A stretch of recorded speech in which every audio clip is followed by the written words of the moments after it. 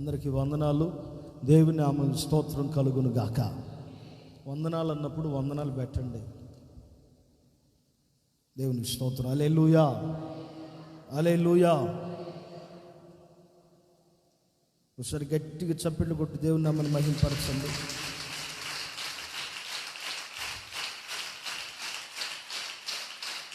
ఆమేన్. హల్లెలూయా, హల్లెలూయా. మీ అనుదిన ప్రార్థనలో జ్ఞాపకం చేసుకోండి. ఈ మందిరం పనులు చాలా, ఈ పనులన్నిటిని ప్రభు పూర్తి చేయను గాక. ఆమేన్. 2వ వారం నుంచి దేవుని చిత్తమైతే మందిరంలో పెయింట్లు వేయటం, వాక్యాలు రాయటం ఇవి జరుగుతుంది. దేవుని చిత్తమైతే ఈ పనులన్నీ జరుగుతాయి. మీరు సహకరిస్తే ఈ పనులు జరుగుతాయి. కనుక ఈ విషయాన్ని గమనించండి. ప్రేరేపించబడిన వారు మీ హృదయపూర్వకమైన కానుకలు సమర్పించండి.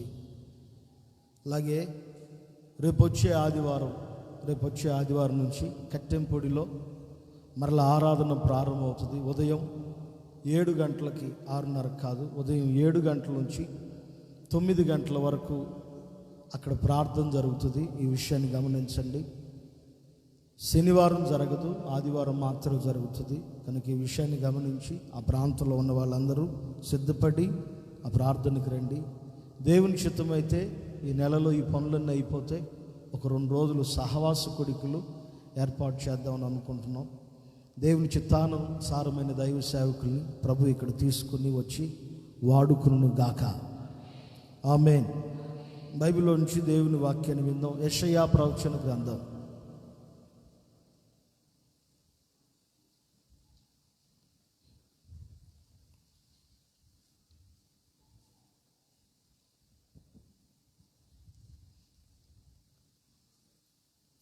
'యెషయా ప్రవచన గ్రంథంలో ఓ చక్కని వాగ్దానం ద్వారా ప్రభు మనతో మాట్లాడును గాక. ఆమేన్. పలకాలి పురుషులారు గట్టిగా ఆమేన్ చెప్పండి. పురుషులే అని చెప్పా. ఆమేన్, ఆమేన్. హల్లెలూయా. యేసయ్య మనందరితో మాట్లాడును గాక. ఆమేన్.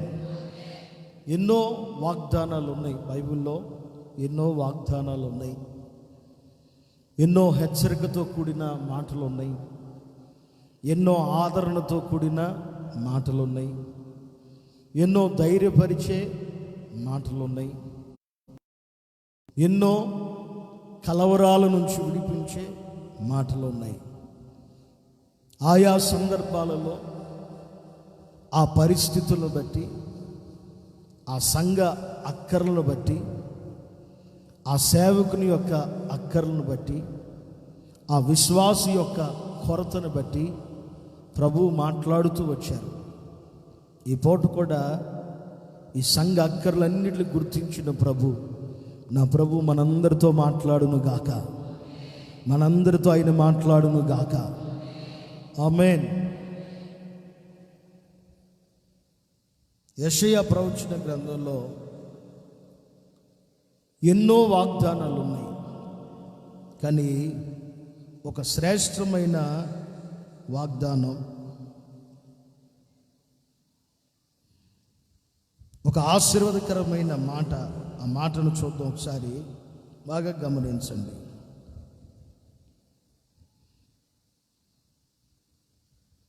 54వ అధ్యాయం, యెషయా ప్రవచన గ్రంథం 54వ అధ్యాయం 9వ వాక్యంలో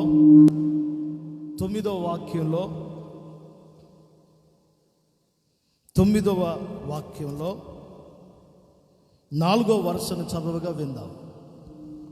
నీ మీద కోపముగా నుండననియు నిన్ను గద్దింపననియు నేను ఒట్టు పెట్టుకొని ఉన్నాను. మరలా చదవమ్మా.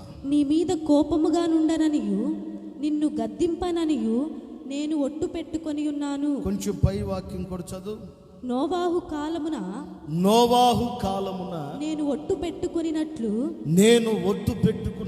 నీ మీద కోపముగా నుండననియు ఇదిగో నీ మీద కోపముగా ఉండనని నిన్ను గద్దించనని నేను ఒట్టు పెట్టుకొని ఉన్నాను.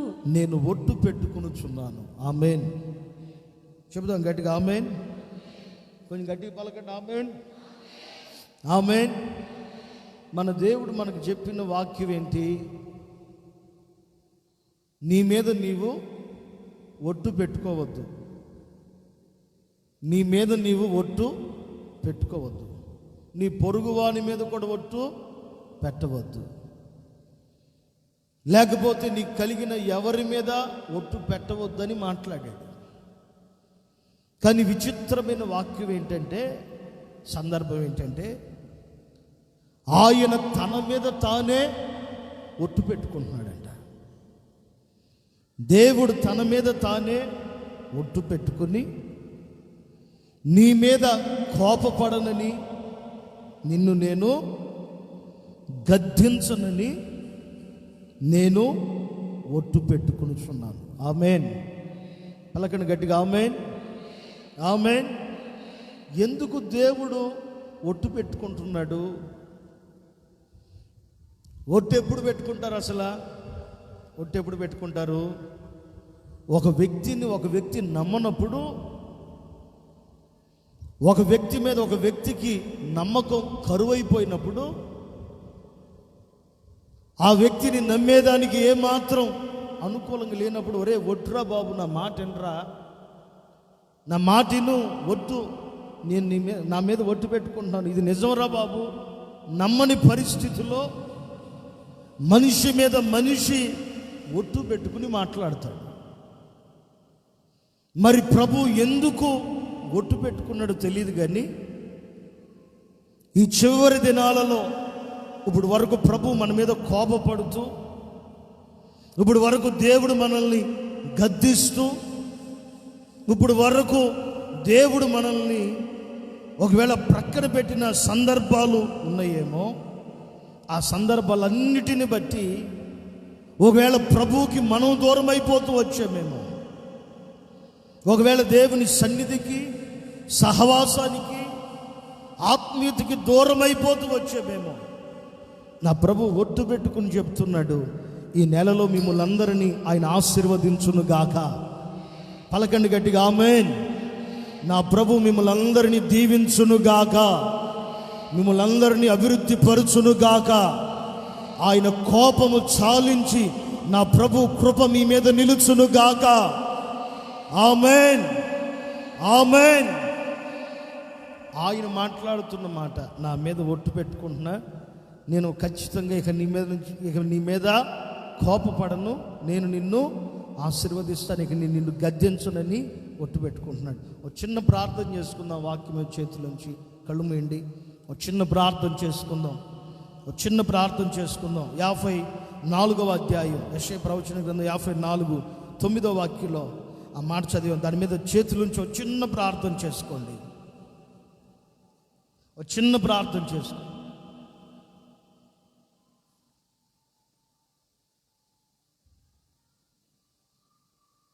విశ్వాసంతో చిన్న ప్రార్థన చేసుకోండి.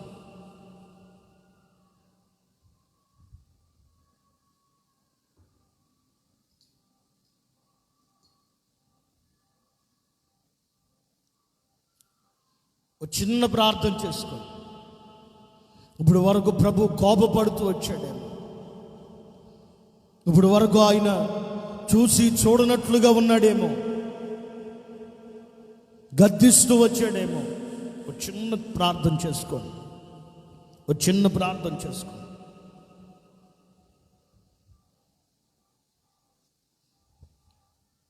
హల్లెలూయా, హల్లెలూయా, హల్లెలూయా, హల్లెలూయా, హల్లెలూయా. స్తోత్రం, స్తోత్రం, స్తోత్రం. మహాగణుడా, పరిశుద్ధుడా, కృప కలిగిన దేవా, నీకు స్తోత్రం. ఈ వాక్యం మీద విశ్వాసంతో చేతుల నుంచి ప్రార్థన చేసుకుంటున్నాం. ఈ వాక్యాన్ని మా హృదయాల్లో, మా జీవితాల్లో స్థిరపరచండి. నీరు కట్టి ఫలింపచేయండి. మమ్మల్ని అందరినీ ప్రభు ఈ వాక్యపు వెలుగులో సరిచేయండి. ప్రతి కుటుంబాన్ని, ప్రతి విశ్వాసిని మీరు ఆశీర్వదించండి ప్రభువా. మీ కోపము చాలించి దీవించమని యేసు నామములో అడుగుచున్నాము తండ్రి. ఆమేన్, ఆమేన్. ఆ వాక్యాన్ని మరలా చదవండి, చదవగా వినండి. నోవాహు కాలమున నేను ఒట్టు పెట్టుకొనినట్లు, నోవాహు కాలమున నేను ఒట్టు పెట్టుకున్నట్లు నీ మీద కోపముగా నుండననియు, నీ మీద ఇక కోపముగా ఉండనని, నిన్ను గద్దింపననియు నిన్ను గద్దించను అని నేను ఒట్టు పెట్టుకొని ఉన్నాను. నేను ఒట్టు పెట్టుకుని ఉన్నాను. తలలు పైకెత్తి బాగా ఆలకించండి. ఈ నెలలో ప్రభు మనకు చేస్తున్న వాగ్దానం, ఆయన మనతో చేస్తున్న వాగ్దానం, నీ మీద నేను కోపపడను, నిన్ను గద్దించను. నీ మీద నేను కోపపడను, నిన్ను గద్దించను. నా మీద నేను ఒట్టు పెట్టుకుంటున్నాను. ఇలా రాయబడింది కదా, దేవుని కోపం ఒక వ్యక్తి మీద పడితే, దేవుని కోపం ఒక ప్రాంతం మీద పడితే, ఆ ప్రాంతం అంతయు తగలబడిపోయినట్లుగా రాయబడింది. దేవుని గద్దింపు ఏ ప్రాంతం మీద పడిద్దో, ఏ వ్యక్తి మీద పడిద్దో, ఆ వ్యక్తి చేల్చబడిన వ్యక్తిగా మారిపోతాడు. బీడు మారిపోయిన భూమి వలె మారిపోతాడు. కానీ ఆరాధనకు చేరువచ్చి మనందరితో ప్రభువు చెప్తున్నాడు, ఇక మీదట ఆయన మన మీద కోపపడడంట. ఆమేన్. ఇక మీదట ఆయన మన మీద కోపపడడంట. ఆమేన్. ఆయన ఇక ఇక మీదట ఆయన మనల్ని గద్దించడంట. ఆమేన్. కోపం కలిగితే, గద్దిస్తే ఏం జరిగిద్ది? దూరం దూరం పెరిగిపోయింది. ఒక వ్యక్తి గద్దిస్తే, ఒక వ్యక్తి కోపపడితే దూరం వెళ్ళిపోతారు మనుషులు. అదే గనక ప్రేమిస్తే ఎంత దూరమైన పరిగెత్తుకుని వస్తారు. మనుషులే కాదు, ప్రభువు కూడా గద్దించాడంట. ప్రభువు కూడా కోపపడుతున్నాడంట. ఇదిగో ఈ నవంబర్ నెలలో, ఈ 11వ మాసంలో ప్రభు వాగ్దానం చేస్తున్నాడు, ఇక మీదట నీ మీద నేను కోపపడను. ఇక మీదట నీ మీద నేను నా గద్దింపుని కొనసాగించను. నా మీద ఒట్టు పెట్టుకొనుచున్నా, నేను నిన్ను ఆశీర్వదిస్తాను. ఆమేన్, ఆమేన్. 10వ వాక్యంలో కింద, కోపపడని దేవుడు, ఒట్టు పెట్టుకుంటున్న ప్రభు ఏం చేస్తాడు? అక్కడ రాస్తాడు, పర్వతములు తొలగినను, మెట్టలు తత్తరిల్లినను, నా కృప నిన్ను విడిచిపోదు. యేసు ప్రభు గద్దిస్తే ఏం జరిగింది? ఒక వ్యక్తిని గద్దిస్తే ఎలా దూరం అయిపోతాడో మనిషి. ఒక వ్యక్తి మరొక వ్యక్తిని కోపపడితే ఎలా దూరం అయిపోతాడో. దేవుని గద్దింపు, దేవుని కోపం వల్ల కూడా ఒక వ్యక్తికి కృప దూరం అయిపోతూ ఉంటుంది. కృప దూరం అయిపోతూ ఉంటుంది. కానీ ఈ నెలలో ప్రభు వాగ్దానం చేస్తున్నాడు, నా మీద నేనే ఒట్టు పెట్టుకుంటున్నాను, నా మీద నేనే ప్రమాణం చేసుకుంటున్నాను, నేను ఇక మీద నీ మీద కోపపడను, ప్రేమనే కనపరుస్తాను. ఇలా మాట్లాడుతున్నాడు ప్రభు. పర్వతములు తొలగిన, మెట్టలు తత్తరిల్లిన, నా కృప నిన్నిక విడిచిపోదు. ఆమేన్ అన్నాడు. గట్ట కొంచెం చేతులెత్తి గట్టిగా చెప్పండి ఆమేన్. గట్టిగా చెప్పండి ఆమేన్, ఆమేన్. నిజంగా ఆయన కృప తొలగిపోకుండా, ఆయన కృప విడిచిపోకుండా, సమాధాన విషయమైన నా నిబంధన తొలగిపోదు. ఆయన కృప మనందరి మీద పడును గాక. గట్టిగా చెప్పుకోండి అందరూ ఆమేనని. ఆమేన్. ఆయన కృప మనందరి మీద పడును గాక. ఆయన దయ మనందరి మీద పడును గాక. ఆయన ప్రేమ మనందరి మీద పడును గాక. ఆయన వాత్సల్యం మనందరి మీద పడును గాక. ఆమేన్, ఆమేన్. మరి గద్దించకుండగా, కోపపడకుండగా, కృప విడిచిపోకుండగా ఆయన తన మనసుని, తనని మన మీదే నిలిపి ఉండాలని కోరుకుంటున్నాడు. ఆయన తన మనసు, తన దృష్టి మన మీద ఉంచితే మన జీవితాల్లో ఏం జరుగుతుంది? 128వ కీర్తన 2వ వాక్యం. 128వ కీర్తన 2వ వాక్యం చదవమ్మా. నిశ్చయముగా నీవు నీ చేతుల కష్టార్జితమును అనుభవించదవు. నిశ్చయముగా నీవు నీ చేతుల కష్టార్జితాన్నిక అనుభవిస్తావు. మరలా చదువు. నిశ్చయముగా నీవు నీ చేతుల కష్టార్జితమును కష్టార్జితాన్ని అనుభవించదవు. గట్టిగా ఆమేన్ అనుకోవచ్చు కదా.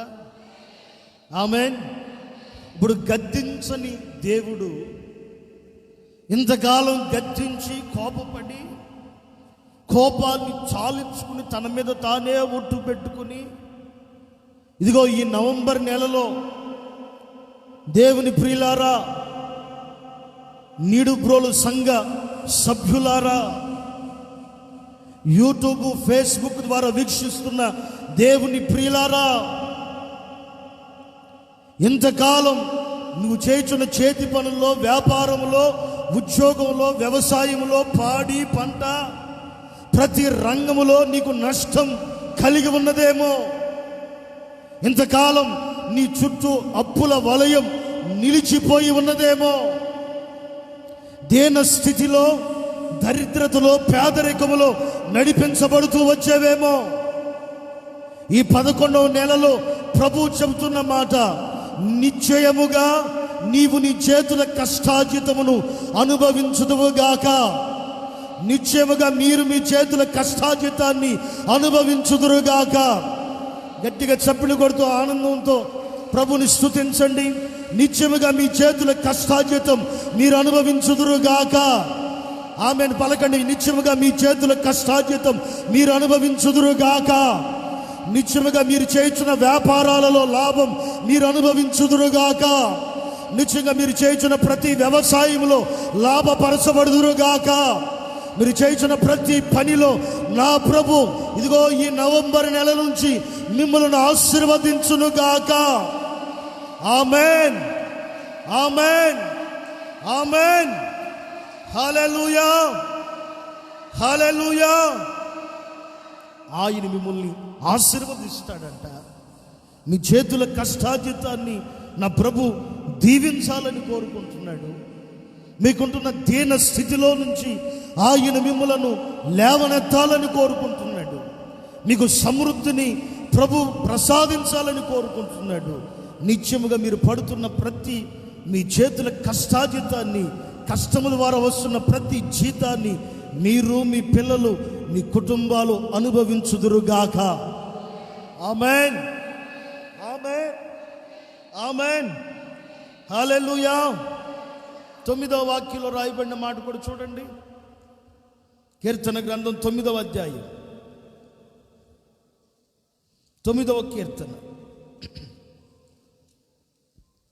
నలిగిన వారికి తాను మహాదుర్గమగును. 9వ కీర్తన 15, 16, 17 వాక్యాలు. తాము త్రవ్విన గుంటలో జనములు మునిగిపోయిరి. తాము ఒడ్డిన వలలో వారి కాలు చిక్కుబడి ఉన్నది. ఆయన తీర్పు తీర్చి ఉన్నాడు. దుష్టులు తాము చేసుకొనిన దానిలో చిక్కు ఉన్నారు. దుష్టులను దేవుని మరచు జనులందరూ పాతాళమునకు దిగిపోవుదురు. దరిద్రులు నిత్యము మరువబడరు. బాధపరచబడు వారి నిరీక్షణాస్పదము ఎన్నటికి నశించదు. ఒక్క నిమిషం 90వ కీర్తన చూడండి ఒకసారి. 90వ కీర్తన చూడండి. 90వ కీర్తన 15, 16, 17 అది చదవండి. 90వ కీర్తన 15, 16, 17. నీవు మమ్మును శ్రమపరిచిన దినముల కొలది. అది ఈ మాటలు చదవమ్మా. నీవు మమ్మును శ్రమపరిచిన దినముల కొలది. నీవు మమ్ములను శ్రమపరిచిన దినము కొలది. మేము కీడనుభవించిన ఏండ్ల కొలది. మేము కీడనుభవించిన ఏండ్ల కొలది కీడుని అనుభవించిన ఏళ్ల కొలది మమ్మును సంతోషపరచుము. మరలా నీవు మమ్మల్ని సంతోషపరచు. నీ సేవకులకు నీ కార్యము కనుపరచుము. నీ సేవకులకు నీ కార్యములను కనపరచు. వారి కుమారులకు నీ ప్రభావము చూపించుము. వారి కుమారులకు నీ ప్రభావము చూపింపుము. 17వ వాక్యం కూడా, మా దేవుడైన యెహోవా ప్రసన్నత మా దేవుడైన యెహోవా ప్రసన్నత మా మీద నుండును గాక. మా మీద నుండును గాక. మా చేతి పనిని మాకు స్థిరపరచుము. మా చేతి పనిని మాకు స్థిరపరచు. మా చేతి పనిని స్థిరపరచుము. మా చేతి పనులు మాకు స్థిరపరచండి. గట్టిగా ఆమేన్ చెప్పండి. ఆమేన్. మీ పక్కన ఉన్న వాళ్ళతో చెప్పండి, ప్రభు మీ చేతి పనులు స్థిరపరచును గాక అని చెప్పండి. ప్రక్కన ఉన్న వాళ్ళకి చెప్పండి. ఆమేన్. హల్లెలూయా, హల్లెలూయా. నిజంగా నా ప్రభు ఈ నెల నుంచి మిమ్మల్ని ఆశీర్వదించును గాక.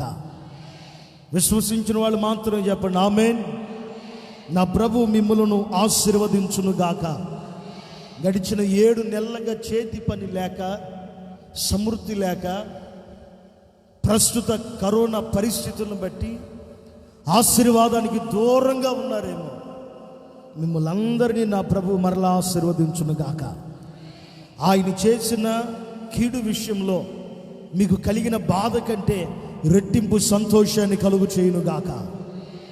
ఆయన కలుగు చేసిన శ్రమల కంటే, శ్రమలు అనుభవించిన దినములు కొలది రెట్టింపు ఆనందాన్ని కలుగు చేయును గాక. మీరు నమ్ముతున్నారో లేదో నాకు తెలియదు, కానీ మూలవాక్యులు ఆయన చెప్పిన మాట ఏంటి? నా మీద ఒట్టు పెట్టుకుంటున్నా. ఎవరు? దేవుడే చెప్తున్నాడు, నా మీద నేను ఒట్టు పెట్టుకుంటున్నా, నేను మిమ్మల్ని నిశ్చయముగా ఆశీర్వదిస్తానని చెప్తున్నాడు. ఆయన మిమ్మల్ని అందరినీ ఆశీర్వదించును గాక.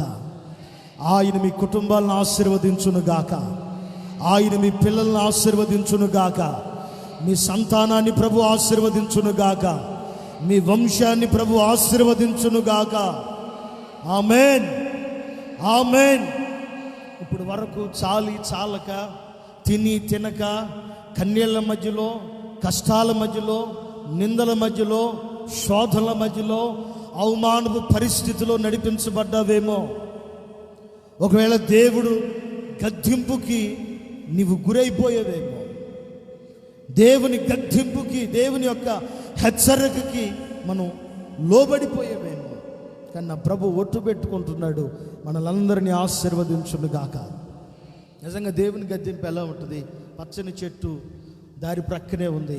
యేసు ప్రభుకి ఆకలి అయింది. ఆ మార్గంలో వెళుతున్నాడు. అంజూరపు చెట్టు దగ్గర ఏదైనా ఒక ఫలం దొరికి దేవుని చూశాడు.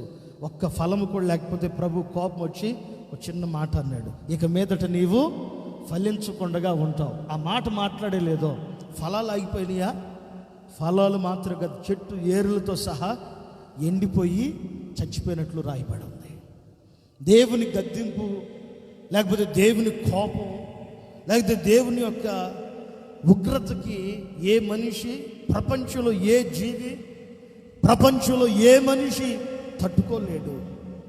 ఒకవేళ శ్రమల చేత, సమస్యల చేత, దేవుని కోపం చేత, దేవుని గద్దింపు చేత నీ ఆశీర్వాదం ఆగిపోయిందేమో. నా ప్రభు నీ బాధను చూశాడు. నా యేసయ్య నీ కన్నీళ్లు చూశాడు. నా యేసయ్య నీ ఆవేదన చూశాడు. నీ ప్రతి సమస్యను చూశాడు. నిశ్చయముగా నీవు నీ చేతుల కష్టార్జితం అనుభవించినట్లుగా నా యేసయ్య నిన్ను చేయునుగాక. నా యేసయ్య నిన్ను చేయునుగాక. ఒకవేళ సమృద్ధైన పనులు లేక బాధపడుతున్నావా? సమృద్ధైన పనుల్ని ప్రభు నీకు అనుగ్రహించునుగాక. వ్యాపారంలో నష్టపోయి ఉన్నావా? నీ వ్యాపారాన్ని ప్రభు ఆశీర్వదించునుగాక. బాగా చదివి ఉద్యోగాలు లేక బాధపడుతున్నావా? గవర్నమెంట్ జాబులు ప్రభు నీకు అనుగ్రహించునుగాక. ఒకవేళ సంతానం లేక కన్నీళ్ళు అనుభవిస్తున్నావా? సంతానాన్ని నా ప్రభు కలుగు చేయునుగాక. ఇదిగో ఈ సమయంలోనే నా ప్రభు నీ గర్భమును తాకుతూ ఉన్నాడు. నా యేసయ్య మిమ్మల్ని ఆశీర్వదించబోతున్నాడు. ఒకవేళ పంట పొలములో ఆశీర్వాదాన్ని కోల్పోయి ఉన్నావా? నా యేసయ్య నిన్ను ఆశీర్వదించునుగాక. ఆమేన్. ఒకవేళ నీ పిల్లల చదువుల్లో ఉన్నతమైన స్థితిలోనికి వెళ్ళాలని ఆశించిన నీవు, నీ కుమారులు, నీ కుమార్తెలు నీవు ఆశించిన దానికి తగినట్లుగా బతకక బలహీనులుగా మారిపోయారా? నా ప్రభు బలపరుచునుగాక. ఆశీర్వదించునుగాక, ఉన్నతమైన మార్గాలు నిలబెట్టునుగాక. ఆమేన్, ఆమేన్. ఆ 90వ కీర్తన మరలా చదవండి, ఆ వాక్యాలు వినండి బాగా. 90వ కీర్తన 15, 16, 17 వాక్యాలు. నీవు మమ్మను శ్రమపరిచిన దినముల కొలది, మేము కీడనుభవించిన ఏండ్ల కొలది మమ్మను సంతోషపరచుము. నీ సేవకులకు నీ కార్యము కనుపరచుము. నీ సేవకులకు నీ కార్యమును కనపరచు. వారి కుమారులకు నీ ప్రభావము చూపింపుము. మా దేవుడైన యెహోవా ప్రసన్నత మా మీద నుండును గాక. మా చేతి పనిని మాకు స్థిరపరచుము. మా చేతి పనిని స్థిరపరచుము. ఆమేన్. హల్లెలూయా, హల్లెలూయా. ఒట్టు పెట్టుకున్న ప్రభు ఏం చేయబోతున్నాడో తెలిసే నెలలో ఈ ప్రసంగానికి ఇలా పెట్టుకోండి టైటిల్, నీ చేతుల కష్టార్జితం నీవు అనుభవిస్తావని పెట్టుకోండి. ఈ ప్రసంగానికి ఇలా పెట్టుకోండి, నీ చేతుల కష్టార్జితం నీవు అనుభవించదవు అని పెట్టుకోండి.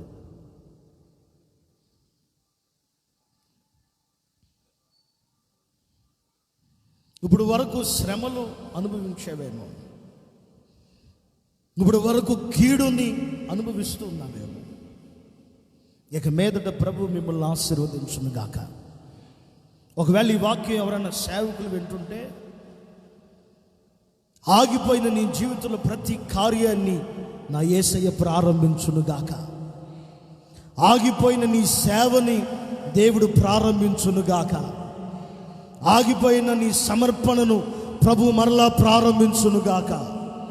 ఒకవేళ నీ కుమారులు ప్రభావం లేని వారై, అనగా భక్తి లేని వారై, భక్తిలో శక్తి ఆశ్రయించని వారుగా ఉంటే, నా ప్రభు ఆయన ప్రసన్నతని నీ మీద చూపును గాక. ఆమేన్, ఆమేన్. ఆయన మన చేతుల కష్టార్జితం అనుభవించేటట్లుగా చేస్తాడట. ఏవేవి అనుభవించేటట్లుగా ప్రభు చేయబోతున్నాడు. కష్టార్జితం ఒకటేనా, ఇంకా ఏవైనా అనుభవించేటట్లుగా ప్రభు చేయాలనుకుంటున్నాడా? కష్టార్జితం అనుభవిస్తే చాలండి, ఇంకేవి వద్దు అనుకున్న వాళ్ళు ఎవరైనా ఉంటే గట్టిగా హల్లెలూయా చెప్పండి. ఉండరు. ఆమేన్. హల్లెలూయా, హల్లెలూయా. ఈ పూట ఈ వాక్యంలో ఉంటున్న ప్రతి ఆశీర్వాదాలు నేను, నా పిల్లలు, నా కుటుంబం అనుభవించాలి అనుకున్న వాళ్ళు గట్టిగా ఆమేన్ చెప్పండి. ఆమేన్. హుషారుగా చెప్పాలి. ఆమేన్, ఆమేన్. ఏవేవి అనుభవిస్తాం? ఆయన ఒట్టు పెట్టుకుంటున్నాడు, నీకు కీడు చేయను అంటున్నాడు, నా మీద కోపపడనంటున్నాడు, మన మీద ఆయన ఆవేశాన్ని ఆపివేయాలని అనుకుంటున్నాడు. ఈ వాక్యం దేవుడు నాకు ఇచ్చినప్పుడు, ఆ సందర్భంలో నేను ప్రార్థన చేసుకున్నప్పుడు ప్రభు నాకు ఇచ్చిన మాటలు ఇవి. ఆయన కోపమును చాలించి మనలందరినీ ప్రభు ఆశీర్వదించును గాక. అడేడు జోసఫ్, ఇగో రాత్రి మేము నా రూమ్లో వాడు పరిచయం చేస్తున్నాడు నాకు కొంతసేపు. జోసఫ్ గారు ఓ ప్రవచనం పెట్టుకుని వెళ్ళా. మనం ఓ పాస్టర్ గారు ప్రవచనం చెప్పారు. ఏలూరు దగ్గర సేవ చేస్తున్నాడు ఆయన. ఏం పేరు ఆయన పేరు? ఏదో పేరు. ఆ పాస్టర్ గారు వాక్యం చెప్తూ ఉన్నాడు. ఆయన ప్రవచనం చెప్పారనమాట. ఆ ప్రవచనాలు వింటూ ఉన్నాను.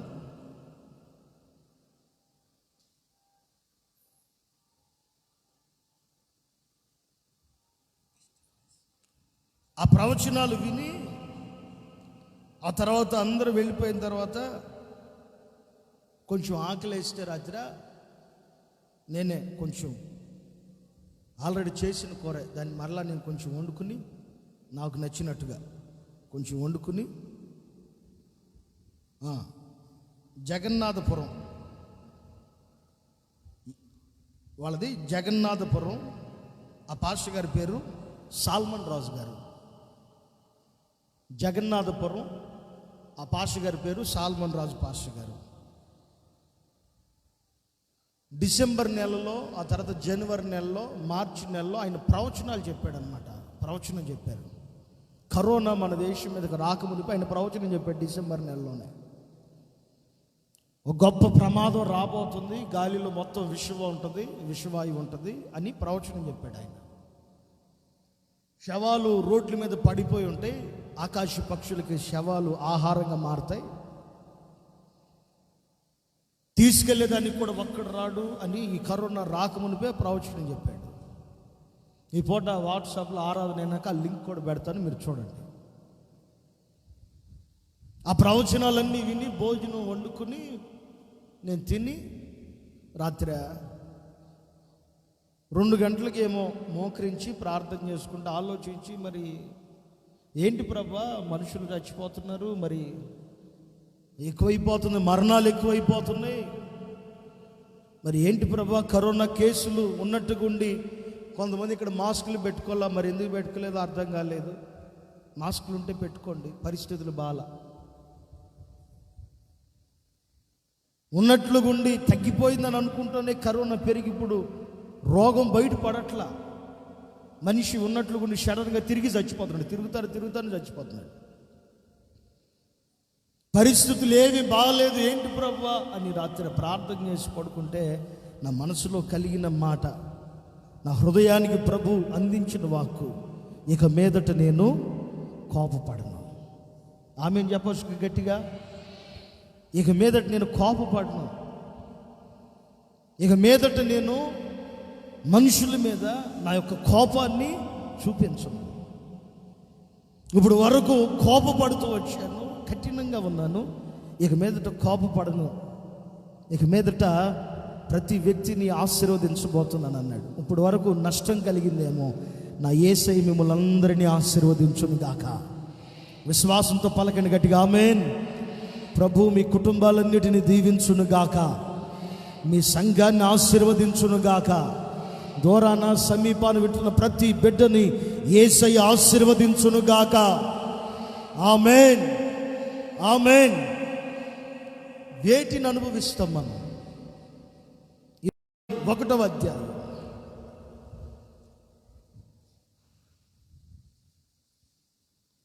యెషయా ప్రవచన గ్రంథం 61వ అధ్యాయం 6వ వాక్యాన్ని చదవండి. మీరు యెహోవాకు యాజకులనబడుదురు. 7వ వాక్యం చదవం. 7వ వాక్యం చదువు. మీ అవమానమునకు ప్రతిగా రెట్టింపు ఘనత నొందుదురు. రెట్టింపు ఘనత నొందుతారు. నిందకు ప్రతిగా, మీ నిందకు ప్రతిగా తాము పొందిన భాగమును అనుభవించి, తాము పొందు భాగ్యమును అనుభవించి వారు సంతోషింతురు.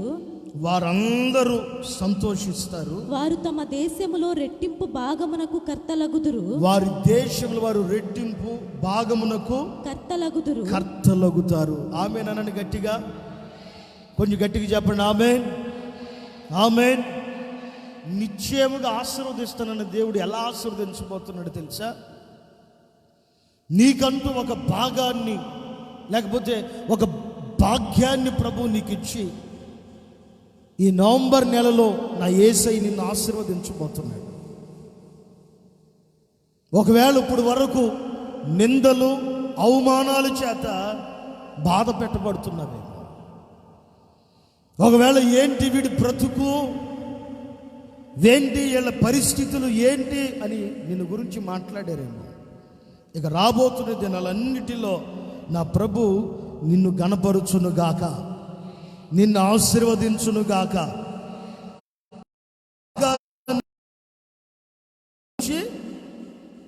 వారందరూ సంతోషముతో, మీరందరూ సంతోషముతో ఉండేటట్లుగా నా ప్రభు చేయబోతున్నాడు. నిశ్చయముగా వారి చేతుల కష్టార్జితం మాత్రమే కాదు, మీ చేతుల కష్టార్జితం మాత్రమే కాదు, నిశ్చయముగా మీరందరూ మీ అవమానానికి తగినట్లుగా, మీ నిందకు తగినట్లుగా, మీ కష్టానికి మీ శ్రమకు తగినట్లుగా ఒక భాగాన్ని దేవుడు మీకు తీసుకొచ్చి నా ప్రభు మీ అందరికి అనుగ్రహించి మిమ్మల్ని అందరినీ ఆశీర్వదించునుగాక. చెప్పండి గట్టిగా ఆమేన్, ఆమేన్, ఆమేన్. నిజంగా ఆయన చేత మనం అనుభవించబడాలి అంటే, దేవుడు అనుగ్రహించే ఆశీర్వాదాన్ని మనం అందరూ అనుభవించాలి అంటే మన జీవితానికి కొంచెం కష్టాలు, నా ప్రభువు సన్నిధిలో కనుక నువ్వు ఆయన బ్రతిమిలాడుకోగలిగితే, నా యేసయ్య నిన్ను ఆశీర్వదించును గాక. ఒక భాగాన్ని ప్రభువు నీకు ఇచ్చి, నా ప్రభు నిన్ను గణపరుచును గాక, నిన్ను ఆశీర్వదించును గాక. చెబుదాం గట్టిగా ఆమేన్, ఆమేన్, హల్లెలూయా, హల్లెలూయా. ఆయన ఆశీర్వదించేదానికి ముందుగా కొన్ని శ్రమలు, శోధనలు, ఇబ్బందులు కలుగుతాయి. ఏమాత్రం కలవరపడద్దు. ప్రతి సమస్యలో నుంచి, ప్రతి శ్రమలో నుంచి నా యేసయ్య నిన్ను విడిపించును గాక. ఆమేన్, ఆమేన్, హల్లెలూయా, హల్లెలూయా. చాలాసార్లు మనం ఇలా అనుకుంటాం, ఏంటి నా పరిస్థితి ఏంటి, నా స్థితిగతులు ఏంటి అనినట్లుగా మనం అనుకుంటాం. కానీ దేవుడు మనల్ని ఘనపరిచే ముందు కొన్ని అవమానాలు, కొన్ని నిందలు, కొన్ని శోధనలు వస్తాయి. కొన్ని నిందలు, కొన్ని శ్రమలు, కొన్ని అవమానాలు. ఏ వ్యక్తి కష్టాలలో నిలబడి ఉంటాడో ఆ వ్యక్తిని ప్రభు ఆశీర్వదించును గాక. చెప్పాలి కొంచెం గట్టిగా ఆమేన్. మరలా వాక్యం చదవండి ఒకసారి. మీ అవమానమునకు ప్రతిగా రెట్టింపు ఘనత నొందుదురు. మీ అవమానమునకు ప్రతిగా రెట్టింపు ఘనత నొందుతారు. నిందకు ప్రతిగా, మీ నిందకు ప్రతిగా తాము పొందిన భాగమును అనుభవించి, తాము పొందిన భాగము, ఏ భాగం అది? నింద వలన మీకు కలుగుతుంది చూడు బాధ, అవమానం ద్వారా కలుగుతుంది చూడండి బాధ, లేకపోతే మిమ్మల్ని గురించి తక్కువగా, తేలిగ్గా, చులకనగా చూసినప్పుడు నీకు కలిగిన చూడు భాగం, ఆ బాధ కలిగింది కదా, ఆ భాగం విషయంలో దేవుడు ఏం చేయబోతున్నాడు తెలుసా? ఆయన చేయబోతున్న గొప్ప కార్యం ఏంటంటే, రెట్టింపు ఘనతను మీకు ఇచ్చి, ఏ భాగం అనగా ఏ విషయంలో అయితే నీకు అవమానం, ఇబ్బంది, కన్నీళ్లు కలిగాయో ఆ విషయంలో నా ప్రభు నిన్ను ఘనపరుచును గాక. గట్టిగా చెప్పాలి ఆమేన్, ఆమేన్. అయితే నీవు నేను కొంచెం శ్రమలలో నిలబడాలి. ఆ భాగం రావాలి అంటే, ఆ ఆశీర్వాదం మన మీదకి రావాలి అంటే, ఆ శ్రమలో నీవు నేను మనం నిలిచినప్పుడే ఆ ఆశీర్వాదం మన దగ్గరికి వచ్చింది. బైబిల్లో ఎందరో భక్తుల్ని మనం చూసినప్పుడు ప్రతి భక్తుని గురించి ఇలా రాయబడి ఉంది. అతడు శ్రమ పడ్డాడు, ఆశీర్వదించబడ్డాడు, అతడు కష్టపడ్డాడు, ఆశీర్వదించబడ్డాడు, ఇలా రాయబడి ఉంటుంది. బైబిల్లో యోసేపు అని పిలువబడుతున్న ఒక వ్యక్తి ఉన్నాడు. ఆ వ్యక్తి మనందరికీ పరిచయమే. ఆ వ్యక్తి పరిస్థితి అంతా ప్రారంభంలో తండ్రి దగ్గర సంతోషంగా ఉన్నాడు, విచిత్రమైన అంగీని కుట్టించాడు. ఆ రోజు నుంచి అన్నదమ్ములందరికీ కోపం పీకల వరకు వచ్చేసింది. ఒకటే కోపం, ఒరే మొన్నటిదాకా తండ్రి మనతో ఉన్నాడు, సంతోషంగా ఉన్నాడు, ఆనందంగా ఉన్నాడు, మనల్ని బాగా పలకరించేవాడు, వీడు పుట్టిన కాడి నుంచి మనల్ని అసలు పట్టించుకోవట్లేదే, వీడు పుట్టిన కాడి నుంచి మనల్కి అంత విలువ, ప్రాధాన్యత. ఆత్మీయులుగా కొంతమంది మీద కొంతమంది కోపం కూడా ఉంటుంది కదా. ఈ మధ్య పాస్టర్ గారు నన్ను పట్టించుకోవట్లేదు, పాస్టర్ గారు నన్ను పట్టించుకోవట్లేదు, ఈ విశ్వాసి నన్ను పట్టించుకోవట్లేదు, ఆమె నన్ను పట్టించుకోవట్లేదు అని బాధ ఉంటుంది. ఏమాత్రం కలవరపడొద్దు. నా ప్రభు నీకు ఒక భాగాన్ని ఇచ్చి నిన్ను గణపరుచును గాక, నిన్ను ఆశీర్వదించును గాక. ఆ కుమారుడు పుట్టిన కాడి నుంచి అంత మనసంతా, తండ్రి మనసంతా, యాకోబు మనసంతా ఏశావు మీదే పడిపోయింది. అతనికే బట్టలు కొని పెడతాడు, అతనికే ఇస్తాడు, అన్ని అతనికే చేస్తాడు. అన్నలకు కోపం వచ్చి వీడిని ఎలాగైనా తప్పించాలి, తండ్రికి దూరం చేయాలి, వీడిని ఎలాగైనా తండ్రికి దూరం చేయాలి, వీడిని ఎలాగైనా తండ్రి దగ్గర నుంచి దూరపరచాలి. శత ప్రయత్నాలు చేస్తున్నారు కానీ కుదరట్లేదు. కలలుగా అంటున్నాడు, కలలు చెప్తున్నాడు. 12 పనులు పడిపోయాయి, నా పన లేచి నిలబడింది, మీ పనులన్నీ నాకు నమస్కారం చేస్తున్నాయి అని మాట్లాడతాడు. ఈ విషయాలన్నీ విన్నప్పుడు కోపం ఎక్కువైపోతూ ఎలాగైనా వీడిని చంపాలి, వీడిని తండ్రి దగ్గర నుంచి దూరం చేయాలి. ఓ సమయం వచ్చింది, కుమారులు ఇంటికి రాలేదు. యాకోబు అన్నలు ఎలా ఉన్నారో కొంచెం కలుసుకుని రారా, పలకరించరా, వాడు ఎక్కడున్నారు, వాళ్ళు ఏం చేస్తున్నారు, ఏంటి, ఆహారం తీసుకుని వెళ్ళి ఇవ్వమని చేశారు. కొట్టారు, అమ్మేశారు. తండ్రి దగ్గరికి మరలా వీళ్ళు తిరిగి వచ్చాడు. గొర్రెని కోసి వస్త్రాలు తీసిన వస్త్రాలు, యోసేపుది వస్త్రాల రక్తంతో, గొర్రె రక్తంలో తడిపి వస్త్రాలు తీసుకొచ్చి, నానా నువ్వు ప్రేమించే కుమారుని యోసేపుని సింహాలు వచ్చి చీల్చుకుని తీసుకుని వెళ్ళిపోయాయి, తినేసాయి అని చెప్పారు, ఏడ్చారు. ఇవన్నీ జరిగాయి. యోసేపు పరిస్థితి అంతా కన్నీళ్ళు, అవమానం, నిందలు, అవమానాలు, శోధనలు. సరే, అన్నదమ్ములు ఇలా చేశారు, దుర్మార్గం, తండ్రికి దూరం చేశారు, సహవాసానికి దూరం చేశారు అని అనుకున్నాడు. అమ్మబడిన చోటుకి వెళ్ళాడు, మౌనంగా ఉన్నాడు. అక్కడ కొన్ని రోజుల తర్వాత అక్కడ కొన్ని నిందలు, చేయని వాటికి కొన్ని నిందలు. ఏ పాపము చేయకపోయినా యోసేపు మీద ఒక నిందేసి చెరసాలలో అతను వెళ్ళేటట్లుగా కొన్ని నిందలు పడ్డాయి. అయినా సరే భరించుకున్నాడు. ఒక సమయం వచ్చింది, ఏ విషయంలో అయితే నింద పాలైపోయాడు, అవమాన పాలైపోయాడు, ఏ భాగమైతే తన జీవితంలో సంతోషము దూరమైపోయిందో, ఏ విషయంలో అయితే అవమానపరచబడ్డాడో, ఆ విషయంలో యోసేపుని నా యేసయ్య ఘనపరచడం మొదలుపెట్టాడు. ఆమెన్ అన్నాడు గట్టిగా. Amen, amen. నింద పాలైపోయినప్పుడు యోసేపు ఏమైపోయాడు? ఆదికాండం 39వ వాక్యం చూడండి. ఆదికాండం 39వ వాక్యం, 39వ అధ్యాయం. ఆదికాండం 39వ అధ్యాయం 14వ వాక్యం నుంచి 20వ వాక్యం వరకు చదవండి. తన ఇంటి మనుషులను పిలిచి చూడుడి. ఆదికాండం 39వ అధ్యాయం 14వ వాక్యం నుంచి. తన ఇంటి మనుషులను పిలిచి చూడుడి, అతడు మనల్ని ఎగతాళి చేయుటకు ఒక హెబ్రీయుని మన యొద్దకు తెచ్చి ఉన్నాడు. ఒక హెబ్రీయుని మన ఇంటికి తెచ్చావు. నాతో శయనింపవలనని వీడు నా యొద్దకు రాగా నేను పెద్ద కేక వేసి తిని, నేను బిగ్గరగా కేక వేయుట వాడు విని నా దగ్గర తన వస్త్రమును విడిచిపెట్టి తప్పించుకొని బయటికి పారిపోయినని వారితో చెప్పి. ఇదొక అవమానం, ఇదొక నింద తన మీద వేయబడిపోయింది. అందరూ తనని అలాగే చూస్తున్నారు. కానీ దేవుడు ఏం చేశాడు? ఒక్క 2 అధ్యాయాలు మౌనంగా ఉన్నాడు. ప్రభు కూడా ఒక్క 2 అధ్యాయాలు, 39, 40వ అధ్యాయం ప్రభు మౌనంగా ఉన్నాడు. 41వ అధ్యాయంలో ప్రభు కలుగు చేసుకుని దేవుడు తనని ఏం చేశాడు తెలుసా? ఒక్క 2 అధ్యాయాలు మౌనంగా ప్రభువు కూడా ఉన్నాడు, మౌనంగా ఉన్నాడు.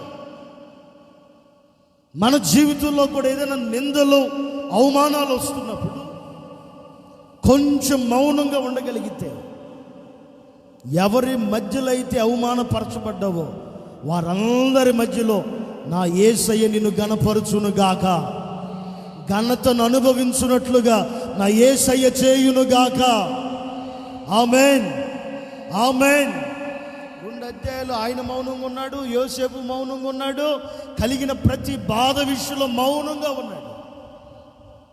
41వ అధ్యాయం 40వ వాక్యం నుంచి చదవండి. నీవు నా ఇంటికి అధికారివై ఉండవలెను. 41వ అధ్యాయం 40వ వాక్యం చదువుతుండగా వినండి. నీవు నా ఇంటికి అధికారివై ఉండవలెను. నీవు నా ఇంటికి అధికారిగా ఉండాలి. నా ప్రజలందరూ నీకు విధేయులయ్యుందురు. నా ప్రజలందరూ నీకు విధేయులై ఉంటారు. సింహాసనం విషయంలో మాత్రమే నేను నీకంటే పైవాడనయ్యుందునని, నేను నీకంటే పైవాడుగా ఉంటానని యోసేపుతో చెప్పాడు. మరియు ఫరో చూడుము ఐగుప్తు దేశమంతటి మీద నిన్ను నియమించి ఉన్నాను. ఐగుప్తు దేశమంతటి మీద నేను నిన్ను నియమించి ఉన్నానని. ఎవరిని? అవమానపరచబడిన వ్యక్తిని, ఎవరిని? నిందించబడిన వ్యక్తిని, ఎవరిని? అందరి మధ్యలో తలదించుకున్న వ్యక్తిని ప్రభు ఏం చేయబోతున్నాడు తెలుసా? మనం చూసామింది అక్కడ 39వ అధ్యాయంలో ఏం కలిగింది? అవమానం కలిగి చెరసాలలోనికి వెళ్ళాడు. 41వ అధ్యాయంలో ఏం జరుగుతుంది? చెరసాలలో నుంచి విడిపించబడి సన్మాన సింహాసనం ఎక్కేటట్లుగా ప్రభు చేయుచున్నాడు. ఒకవేళ నీ జీవితంలో, నీ ఆత్మీయ జీవితంలో, లేకపోతే నీ కుటుంబ పరిస్థితిలో, నీ పిల్లల విషయంలో ఒకవేళ నీకు అవమానం కలిగి ఉండవచ్చు, ఒకవేళ నింద కలిగి ఉండవచ్చు, ఒకవేళ ఇప్పుడు తలదించుకుని నీ పిల్లల విషయమై నీవు తలదించుకుంటూ నిందల పాలై ఉండవచ్చు. నా ప్రభు వాగ్దానం చేస్తున్నాడు, నీ తల ఎత్తే దినములు రాబోతుంది. అవమానపరచబడిన స్థలములోనే, ఆ చోటనే ఎవరైతే నిన్ను అవమానపరిచారో వారందరి మధ్యలో నా యేసయ్య నిన్ను గణపరచును గాక. గట్టిగా చప్పట్లు కొట్టు. నా యేసయ్య నిన్ను గణపరచును గాక. ఆమేనని పలుకు. నా యేసయ్య నిన్ను గణపరచును గాక. నా యేసయ్య నిన్ను ఆశీర్వదించును గాక. నా ప్రభు నీ పిల్లలని, నీకు కలిగిన అవమానాన్ని, నీకు కలిగిన నిందను చూచాడు. ఆయన నిన్ను ఆశీర్వదించును గాక. ఆమేన్. మొదటి విషయం చెప్తున్నాను, నీవు ఘనతను అనుభవించేటట్లుగా దేవుడు చేయబోతున్నాడు. ఒకవేళ ఇప్పుడు వరకు అవమానాలు అనుభవిస్తూ వచ్చావేమో, ఇప్పుడు వరకు కన్నీళ్లు అనుభవిస్తూ వచ్చావేమో, ఇప్పుడు వరకు అందరి మధ్యలో తలదించుకుని సిగ్గుతో తలదించుకుని ఉన్నావేమో, నా ప్రభు నిన్ను పిల్లల విషయం అవమానంతో తలదించావా, నా దేవుడిని తల ఎత్తించునుగా. ఆమేన్, ఆమేన్. కాకపోతే కొంచెం సమయం పట్టింది. ఆ సమయం వచ్చేంత వరకు నీవు ఎదురు చూడగలిగితే, నీవు దేవుని సమయం కొరకు కనిపెట్టగలిగితే, నా దేవుడు నిన్ను గణపరచును గాక. అక్కడ రాస్తాడు. ఆ మాటలు కూడా చదవండి, ఆ మాటలు కూడా చదవండి. 43వ వాక్యం చదవమ్మా. తన రెండవ రథము మీద అతన్ని ఎక్కించెను. 41వ అధ్యాయం ఆదికాండం 41వ అధ్యాయం 43వ వాక్యం. తన రెండవ రథము మీద అతన్ని ఎక్కించెను. తన రెండవ రథం మీద యోసేపుని ఎక్కించాడు. అప్పుడు వందనము చేయుడని అతని ముందర జనులు కేకలు వేసిరి. జనులందరూ ఇలా మాట్లాడుకున్నారు. ఎక్కడైతే అవమానం కలిగిందో, ఎక్కడైతే నింద కలిగిందో, ఏ జనుల మధ్యలో అయితే తలదించుకున్నాడో, ఇప్పుడు ఆ జనులందరూ ఏం చేస్తున్నారు? యోసేపుకి చెప్పరేంటి ఏం చేస్తున్నారు? వందనాలు పలుకుతున్నారు. ఘనత ఘనత ఘనత కలుగుతుంది. ఒకవేళ నీవు అవమానపు పరిస్థితిలో, నిందల మధ్యలో, కన్నీళ్ల మధ్యలో ఉన్నావేమో, నా దేవుడు నిన్ను గణపరుచును గాక. నా దేవుడు నిన్ను ఆశీర్వదించును గాక. నీ కుటుంబాన్ని ప్రభు ఆశీర్వదించును గాక. ఆమేన్. ఏంటి వాక్యం నచ్చట్లేదా మీకు? ఆమేన్, హల్లెలూయా. చెప్పమంటారా, ముగించమంటారా? ఎందుకంటే ఒక పాస్టర్ గారు ఈ మధ్య కలిశాడు. నాకు వెంటనే వాక్యం గుర్తొచ్చింది. వారు పారు పరలోకానికి, వాళ్ళు పారు పోయే వాళ్ళని పోనివ్వరు. నేను పొట్ట కొరకు సేవ చేయట్లా, నేను పొట్ట కూడి కొరకు సేవ చేయట్లా, దేవుని రాజ్యానికి తీసుకెళ్ళాలని సేవ చేస్తున్నా. వినాలనుకున్న వాళ్ళు గట్టిగా హల్లెలూయా చెప్పండి ఒకసారి. హల్లెలూయా, హల్లెలూయా. వాక్యం వద్దు అనుకుంటే ఓ సన్న మందిరానికి రావద్దు. నేను ఉన్నంత కాలం వాక్యం కావాలనుకుంటే మందిరానికి రండి. లేకపోతే డోర్లెక్స్ పాస్టర్ గారు ఒక ఆయన ఉన్నాడు. డోర్లెక్సేనా? డోర్లెస్ ఆయన ఉన్నాడు ఒక పాస్టర్ గారు. 5 నిమిషాలేనంట వాక్యం. కట్టా కొట్టే తెచ్చే పెట్టా, మీరు ఇచ్చి వెళ్ళి లెక్కేసుకున్నా అన్నట్టు సేవ.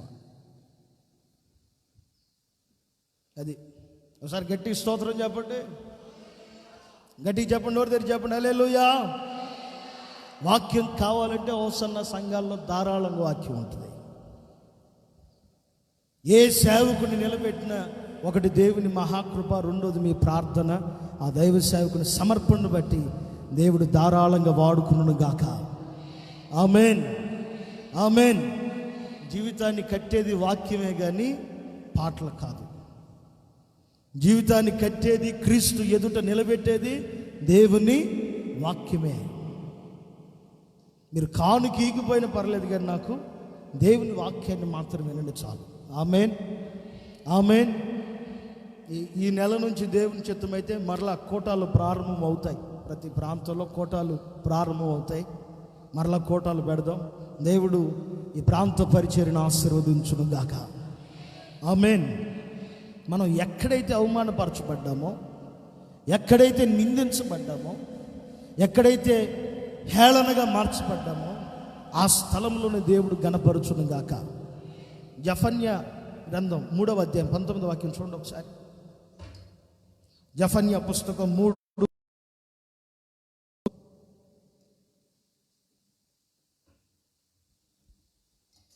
ఆ కాలమున నిన్ను హింసపెట్టు వారందరినీ నేను శిక్షింతును, కుంటుచు నడుచు వారిని నేను రక్షింతును, చెదరగొట్టబడిన వారిని సమకూర్చుదును.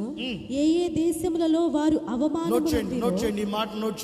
ఏ ఏ దేశాలలో వారు అవమానము నొందిరో, మీరు అవమానం నొందుతున్నారు, అక్కడే నేను వారికి ఖ్యాతిని మంచి పేరును కలుగజేస్తాను. ఆమేన్. నువ్వు ఎక్కడైతే ఏ గ్రామాలలో మీరుంటున్న ఏ ప్రాంతాలలో ఏ ప్రదేశాల్లో మీరు అవమానపరచబడుతున్నారో ఆ ప్రాంతాలలో నా ప్రభు మిమ్మల్ని ఘనపరచును గాక. ఆ స్థలంలో ప్రభు మిమ్మల్ని ఆశీర్వదించును గాక. మీకు పేరు ఖ్యాతి యేసయ్య తెచ్చిపెట్టును గాక. ఆమేన్. మొదటి విషయాన్ని చెప్పాను నేను, మీరు ఘనతను అనుభవిస్తారు. రెండో విషయం చెప్తాను, ఎక్కడైతే అవమానపరచబడ్డాం అక్కడ ఘనపరుస్తాడు. రెండో విషయం చెప్తున్నాను, యెషయా ప్రవచన గ్రంథం 61వ అధ్యాయం 6వ వాక్యం. యెషయా ప్రవచన గ్రంథం 61వ అధ్యాయం 6వ వాక్యం. మీరు యెహోవాకు యాజకులనబడుదురు. యెషయా ప్రవచన గ్రంథం 61వ అధ్యాయం 6వ వాక్యం చదవమ్మా. మీరు యెహోవాకు యాజకులనబడుదురు. మీరు యెహోవాకు యాజకులు అనబడతారు. వారు మా దేవుని పరిచారకులని మనుష్యులు మిమ్మును గూర్చి చెప్పుదురు. జనముల ఐశ్వర్యమును, ఈ మాటను బాగా నోట్ చేయండి. రెండో విషయం చెప్తున్నాను, జనముల ఐశ్వర్యమును మీరు అనుభవిస్తారు. వారి ప్రభావమును పొంది మీరు అతిశయిస్తారు. మరలా ఆ మాటను బాగా గమనించండి. జనముల ఐశ్వర్యమును మీరు అనుభవిస్తారు. మీ పక్కన ఉన్న వాళ్ళతో చెప్పండి, మీరు జనముల ఐశ్వర్యాన్ని అనుభవిస్తారని చెప్పండి. చెప్పండి, పర్లేదు. అటు చెప్పి ఇటు తిరగండి, మరలా పక్కన వాళ్ళకు కూడా చెప్పండి. ఆమేన్, ఆమేన్, ఆమేన్. మీకు సంతోషంగా లేదా? నాకు మాత్రం భలే సంతోషంగా ఉంది. ఆమేన్. నా ప్రభు మిమ్మల్ని అందరినీ ఆశీర్వదించును గాక. ఇక్కడ కూర్చున్న ప్రతి వ్యక్తిని ప్రభు ఆశీర్వదించును గాక. దూరాన సమీపాన ఉండి లైవ్ ద్వారా వీక్షిస్తున్న ప్రతి బిడ్డని ప్రభు ఆశీర్వదించును గాక. ఆమేన్. మీరు ఆశీర్వదించబడ్డారనుకో, ఆశీర్వాదానికి రెట్టింపు దీవెన మరలా నా దగ్గరికి చెప్పరేంటి తీసుకొచ్చి ఇస్తారు. మీరు దరిద్రంగా ఉన్నారనుకో, తెస్తారా? చెప్పరేంటి కొంతమంది ఆశీర్వదించబడి అందుకే చెప్పట్లా. ఆశీర్వదించబడినా దశంభాగం ఎవరు, నమ్మకంగా కానుక ఎవరు. దేవుడు ఎంత ఇస్తున్నా దరిద్రమే. కానీ నా ప్రభు మిమ్మల్ని అందరినీ ఆశీర్వదించును గాక. పలకాలి గట్టిగా ఆమేన్, ఆమేన్. నా దేవుడు మిమ్మల్ని అందరినీ ఆశీర్వదించును గాక. ఎలాంటి ఆశీర్వాదం వస్తుందంటే మీ దగ్గరికి జనముల ఐశ్వర్యం, మీరు జనముల యొక్క ఐశ్వర్యాన్ని అనుభవిస్తారు. అంటే నీది కాని ఆస్తిని నీవు అనుభవిస్తావు. గట్టిగా ఆమేన్ చెప్పుకోండి. ఎంత ఆశ పక్కనోడి ఆస్తి మీద కదా, పక్కనోడి ఆస్తి మీద ఎంత ఆశ. కానీ వాక్యం, దేవుడు మిమ్మల్ని అందరినీ జనముల ఐశ్వర్యముతో మీరు ఉండునట్లుగా, మీరు అనుభవించున్నట్లుగా నా ప్రభు చేయునుగాక. మీరు నమ్మట్లేదేమో కానీ మూలవాక్యుల ప్రభు ఏం చెప్పాడు? నా మీద నేను ఒట్టు పెట్టుకుని చెప్తున్నా, ఆయన మిమ్మల్ని ఆశీర్వదించునుగాక. ఆమేన్. జనముల ఐశ్వర్యాన్ని మీరు అనుభవిస్తారు. అంటే రాత్రి వాడి బ్యాంక్కి కన్నం వేసి తెచ్చుకోమని కాదు, కానీ జనముల ఐశ్వర్యం అంతయు మీ దగ్గరికి వచ్చునుగాక. గాక. సొలొమోను ఆ దినాల్లో సేవ చేస్తున్నాడు, పరిపాలన చేస్తున్నాడు. ఇతర దేశాల్లో ఉంటున్న అధికారులందరూ సొలొమోను దగ్గరికి వచ్చి ప్రతి నెల పన్ను కడతా ఉన్నారు, ట్యాక్స్ కడతా ఉన్నారు. నాకెందుకు, మీ రాజ్యం మీది, మీ జనం మీరు అంటే, లేదు మేము మీకు ఇస్తున్నాం, జనముల ఐశ్వర్యం మీరు అనుభవించాలి, ఇదిగో మేము తీసుకొచ్చి ఇస్తున్నాం అని మాట్లాడుతున్నారు. నేను మీకు చెప్పాలనుకున్నది ఏంటంటే, ఐశ్వర్యం, జనముల ఐశ్వర్యం అంటే ఏంటి అసలు? ఆస్తి, ధనం మాత్రమే కాదు, కానీ ఒక ఇంటిలో జనుల ఐశ్వర్యం అంటే దాని అర్థం ఏంటంటే, నీవు బ్రతికినంత కాలం నది వలె సమాధానకరంగా బ్రతుకుతావు చూడు, అదే ఐశ్వర్యం. ఐశ్వర్యం అంటే ఇంటి నిండా డబ్బులు పెట్టుకుంటాం ఐశ్వర్యం కాదు. నాకు తెలిసి ఇంటి నిండా ఐశ్వర్యం ఉందంటే వాడి ఒంటి నిండా కూడా ఏదో ఒక రోగం ఉంటుంది. ఇంటి నిండా ఐశ్వర్యం ఉంటే ఒంటి నిండా కూడా ఏదో ఒక రోగం ఉంటుంది. అయితే నేను ఆ ఐశ్వర్యం గురించి చెప్పట్లేదు, కానీ పరలోకంలో ఉన్న దేవుడు జనుల ఐశ్వర్యం నీవు అనుభవించున్నట్లుగా నా ప్రభు నిన్ను చేయును గాక. ఆమేన్.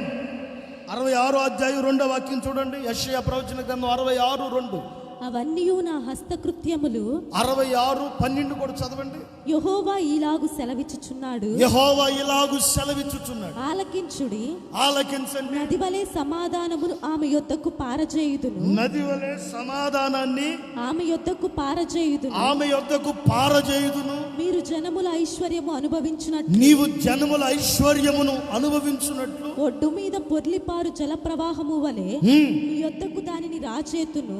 నేను నీ యొద్దకు దాన్ని తీసుకుని వస్తాను. మీరు చంకను ఎత్తుకొనబడెదరు. మీరు చంకన ఎత్తుకొనబడెదరు. గట్టిగా చప్పట్లు కొట్టండి. ఆమేన్. గట్టి కొట్టండి. ఆమేన్. ఆమేన్. ఇప్పుడు జనముల ఐశ్వర్యం నీ దగ్గరికి ఎలా రాబోతుంది? ఎలా రాబోతుంది? నది వలె సమాధానంతో నీ దగ్గరికి ఐశ్వర్యం రాబోతుంది. ఇప్పుడు ఐశ్వర్యం ఉన్న దగ్గర రాత్రులు నిద్ర ఉండదు, పగలు నెమ్మది ఉండదు. పగలంతేమో ఎవడొచ్చి ఏ మూల నుంచి ఏ ప్రమాదం వస్తుందనే దానికి నెమ్మది ఉండదు. పగలంతా ఏ ప్రమాదం వచ్చిద్దని నెమ్మది ఉండదు. రాత్రి మరణం వచ్చిద్దేమోనని నిద్ర ఉండదు. కానీ దేవుడు నీకు నాకు మనందరికి ఎలాంటి ఐశ్వర్యం తీసుకురాబోతున్నాడు తెలుసా? ఎలాంటి ఐశ్వర్యం అంటే, నది వలె సమాధానంతో నీవు నేను మనమందరం బ్రతుకున్నట్లుగా ఆయన ఐశ్వర్యాన్ని నీ దగ్గర తీసుకుని వచ్చి ఆయన నిన్ను నెమ్మదితో ఉంచునుగాక. ఆమేన్. ఆమేన్. ఏ రోజైనా మీరు చూడండి, డబ్బులు తక్కువ ఉన్నవాడికి ఉండే అలవాటు ఏంటి? డబ్బులు తక్కువ ఉన్నవాడికి ఉన్న అలవాటు ఏంటి? ఎక్కడ పడితే అక్కడ డబ్బులు పడేస్తాడు కదా.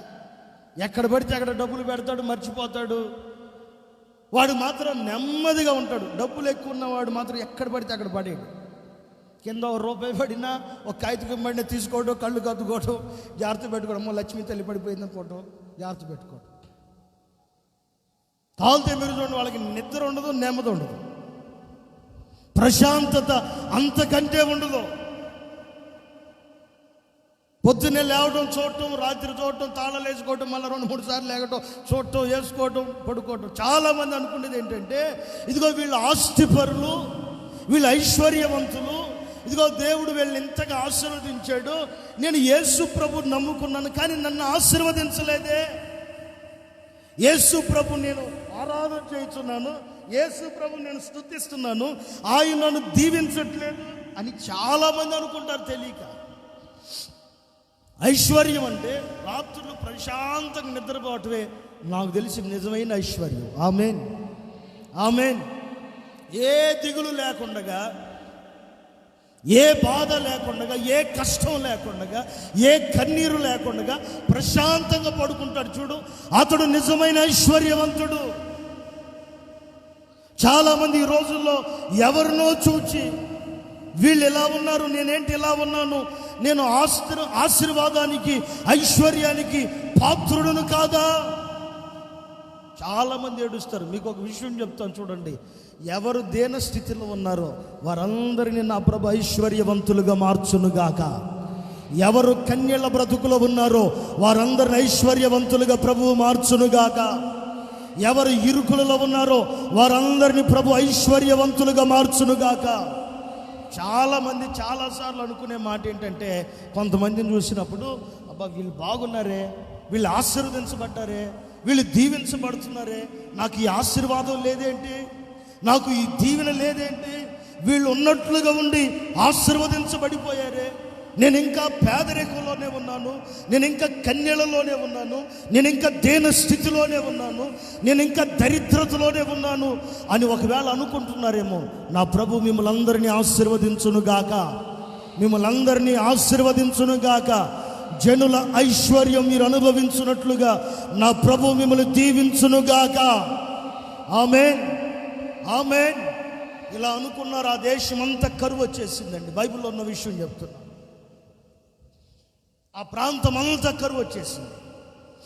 ఆ దేశం అంతా నెమ్మది లేదు. ఆ ప్రాంతం అంతా కరువు వచ్చేసి రాజులు సహితం తినటానికి ఆహారం లేక, రాజులు సహితం ధరించుకోవటానికి వస్త్రాలు లేక అందరూ ఆకలితో అల్లాడిపోతున్నారు, కరువుతో వేధించబడుతున్నారు. అప్పుడు వరకు ధనవంతులుగా పిలువబడి సిరి సంపద ఆస్తి ఉన్న వాళ్ళు కూడా దేన దరిద్రులైపోయి కన్నీరు మున్నీరుగా ఏడుస్తూ రాజుల దగ్గరికి వెళితే రాజుల దగ్గర నుంచి కూడా ఎక్కడికి సహాయం రావట్లా. ఆ రోజుల్లో దైవజనుడి దగ్గరికి వెళితే ఆ దైవజనుడు ఇలా చెప్పాడు, పావురపు రెట్టను గాడిద తలకాయలు కొనుక్కుని తింటున్నారంట. ఆ రోజుల్లో కరువు ప్రజలను వేధిస్తున్న సమయంలో, మనిషిని మనిషి చంపుకొని తింటున్న సమయంలో ఏం చేయాలో అర్థం కాక చనిపోతున్న చివరి క్షణాల్లో ఒక నలుగురు ఉన్నారు. ఊరి చివర ఒక నలుగురు ఉన్నారు. ఊరు చివర ఒక నలుగురు ఉన్నారు. వారిని ప్రతి ఒక్కరు అవమానంతో తిరస్కరించి దేశంలో ఉండకుండా గ్రామం చివర పాడుబడిపోయిన ఇళ్లల్లో ఉండేటట్లుగా వారిని పెట్టేశారు. కారణం ఏంటంటే వాళ్ళకి కుష్టి వ్యాధి ఉంది.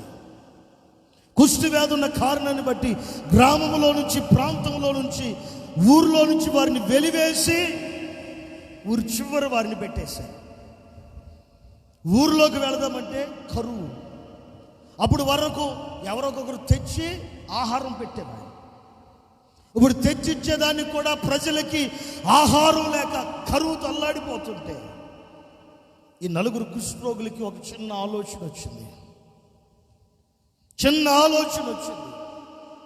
గ్రామంలోనికి వెళదామంటే ఆహారం లేదు, మన ప్రాంతానికి వెళదామంటే సమృద్ధి లేదు, అక్కడ కూడా కరువుతో అల్లాడిపోతుంది. రాజుల మొదటి గ్రంథంలో అనుకుంటే ఈ విషయాలు ఉంటాయి. ఎక్కడ చూసినా కరువు వేధిస్తూ ఉంది మనుషులను.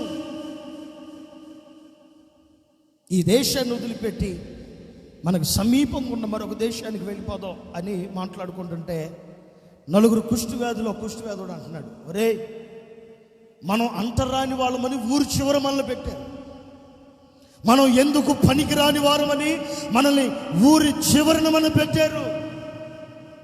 ఒకవేళ ఊరిలోకి వస్తే మనం కొట్టి చంపేస్తారు కదా రాళ్లతో. ఇప్పుడు మనం ఎలా వెళదాం? మరొక వ్యక్తి అన్నాడు, మనం ఊరిలోకి వెళ్ళినా కొట్టి చంపేస్తారు. ఇప్పుడు ఊరిలోకి వెళ్ళకపోయినా ఆకలికి అల్లాడిపోయి ఇక్కడ చచ్చిపోవాలి. ఎందుకో నా మనసులో అనిపిస్తుంది, పట్టణానికి వెళదాం, మన ప్రభు మనకు సహాయకుడు. అంతరాని వాళ్ళమని ఊరి చివర మనల్ని పెట్టారు, కానీ జనుల ఐశ్వర్యాన్ని మనం అనుభవిస్తామేమో నా మనసులో ఒక ఆలోచన కలుగుతుంది.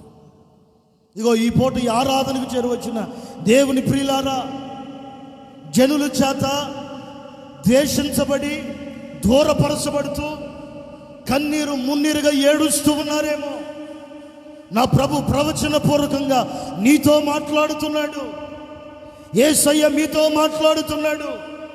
ఒకవేళ నాన్న వారందరూ వదిలిపెట్టారని, కులము తక్కువ వ్యక్తివని నేను ఒకవేళ గ్రామ చివరిలో నిన్ను పెట్టి ఉన్నారేమో, ఎన్నిక లేనివాడువని, రోగం చేత ఉన్నావని ఒకవేళ నిన్ను తక్కువగా తేలికగా మాట్లాడుతూ ప్రక్కన పెట్టి ఉన్నారేమో. నీ ద్వారా దేశాన్ని ప్రభు పోషించునుగాక, నీ ద్వారా గ్రామాన్ని ప్రభు పోషించునుగాక, నీ ద్వారా అనేకుని ఆకలిని ప్రభు తీర్చునుగాక. నీ ద్వారా సమస్తాన్ని యేసయ్య ఆశీర్వదించునుగాక. జనుల ఐశ్వర్యం మీరు మాత్రమే కాదు, మీ ద్వారా అనేకులు అనుభవించున్నట్లుగా నిన్ను ఒక వ్యక్తిగా నా ప్రభు మార్చునుగాక. పలకని గట్టిగా ఆమేన్, ఆమేన్, ఆమేన్. చాలా మంది పాపం ఏదో ఇబ్బంది కలిగినప్పుడు, పేదరికం కలిగినప్పుడు, దీనస్థితి కలిగినప్పుడు, అవమానం కలుగుతున్నప్పుడు, లేకపోతే ఏదైనా హింస కలుగుతున్నప్పుడు ఎందుకు బతకాలి అని అనుకుంటారు. ఏదైనా కరువు వచ్చినప్పుడు ఎందుకు జీవించాలి, నా భర్త ద్వారా ఏ ఆదాయం లేదు, నా పిల్లల ద్వారా ఏ ఆదాయం లేదు, లేకపోతే నా తల్లిదండ్రుల ద్వారా, ఇరుగు పొరుగుల వారి ద్వారా నాకు ఏ సంపద లేదు, నేను ఒక్కడే కష్టపడాలి, నేను ఒక్కడే తిని అనుభవించాలి, ఎవరి కోసం ఈ జీవితం అని ఒకవేళ నీ జీవితాన్ని చాలించాలనుకుంటున్నావేమో, నా ప్రభు వాగ్దానం చేస్తున్నాడు, నిన్ను అనేకులు పోషించేటట్లుగా నా యేసయ్య నిన్ను ఆశీర్వదించునుగాక. ఆమేన్. రాజుల 2వ గ్రంథం, క్షమించాలి, రాజుల 2వ గ్రంథం, ఆ వాక్యాన్ని చూద్దాం. రాజుల 2వ గ్రంథం 3వ అధ్యాయం. రాజుల 2వ గ్రంథం 3వ అధ్యాయంలో ఆ మాట ఉంటే చూడండి.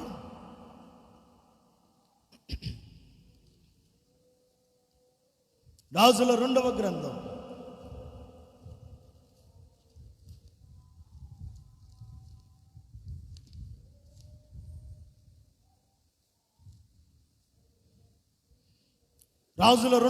7వ అధ్యాయం. రాజుల 2వ గ్రంథం 7వ అధ్యాయం 3వ వాక్యం నుంచి 11వ వాక్యం వరకు చదవగా విందాం. రాజుల 2వ గ్రంథం 7వ అధ్యాయం 3వ వాక్యం నుంచి చదవమ్మా. అప్పుడు పట్టణపు గుమ్మమునొద్ద, అప్పుడు పట్టణము యొక్క గుమ్మము దగ్గర నలుగురు కుష్టి రోగులు ఉండగా వారు ఒకరిని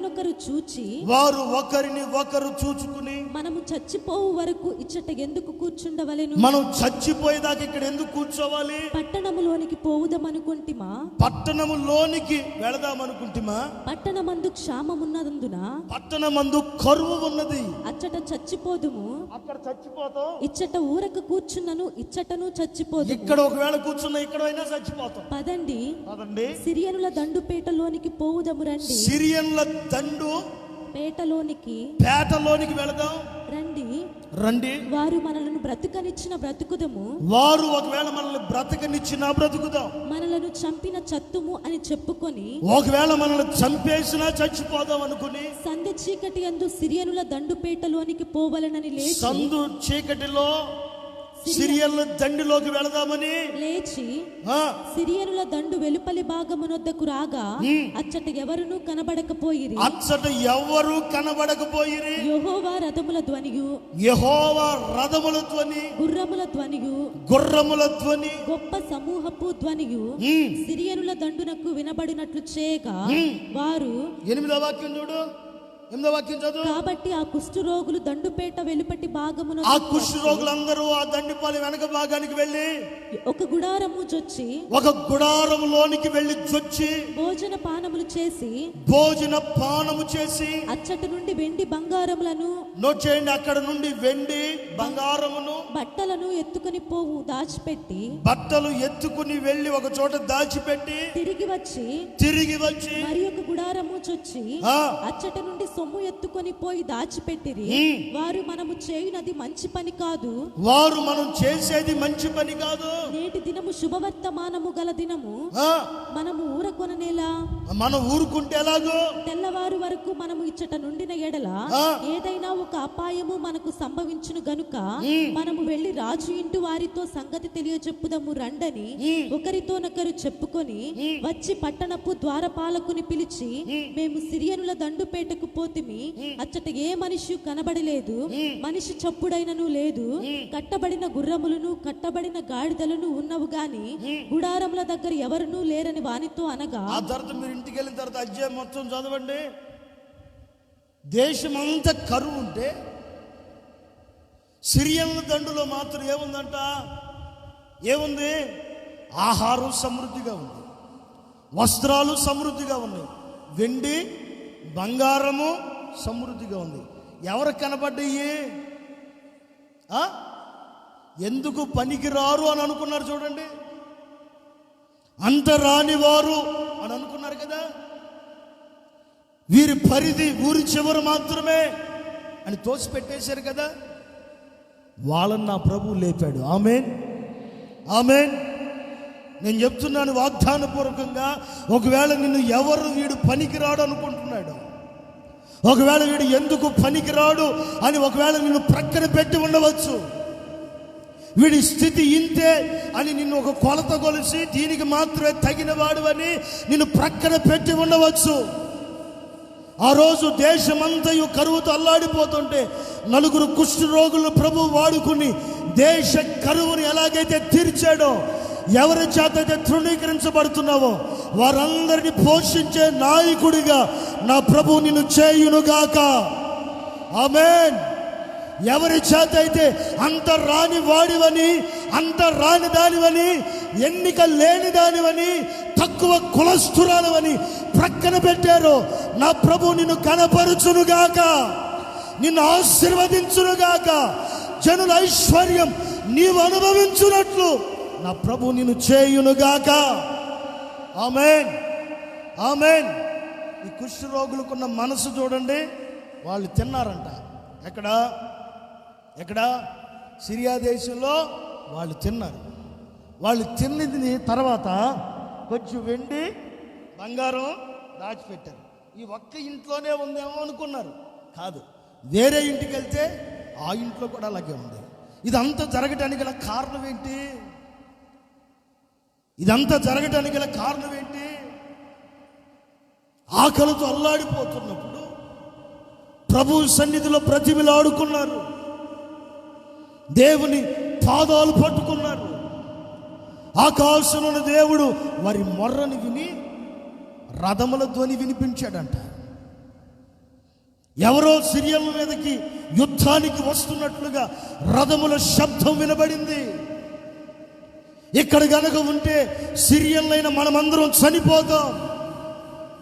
ఈ ప్రాంతాన్ని వదిలిపెట్టి వెళ్ళిపోవాలి. ఈ గ్రామంలో, ఈ ప్రాంతంలో ఉండకూడదు.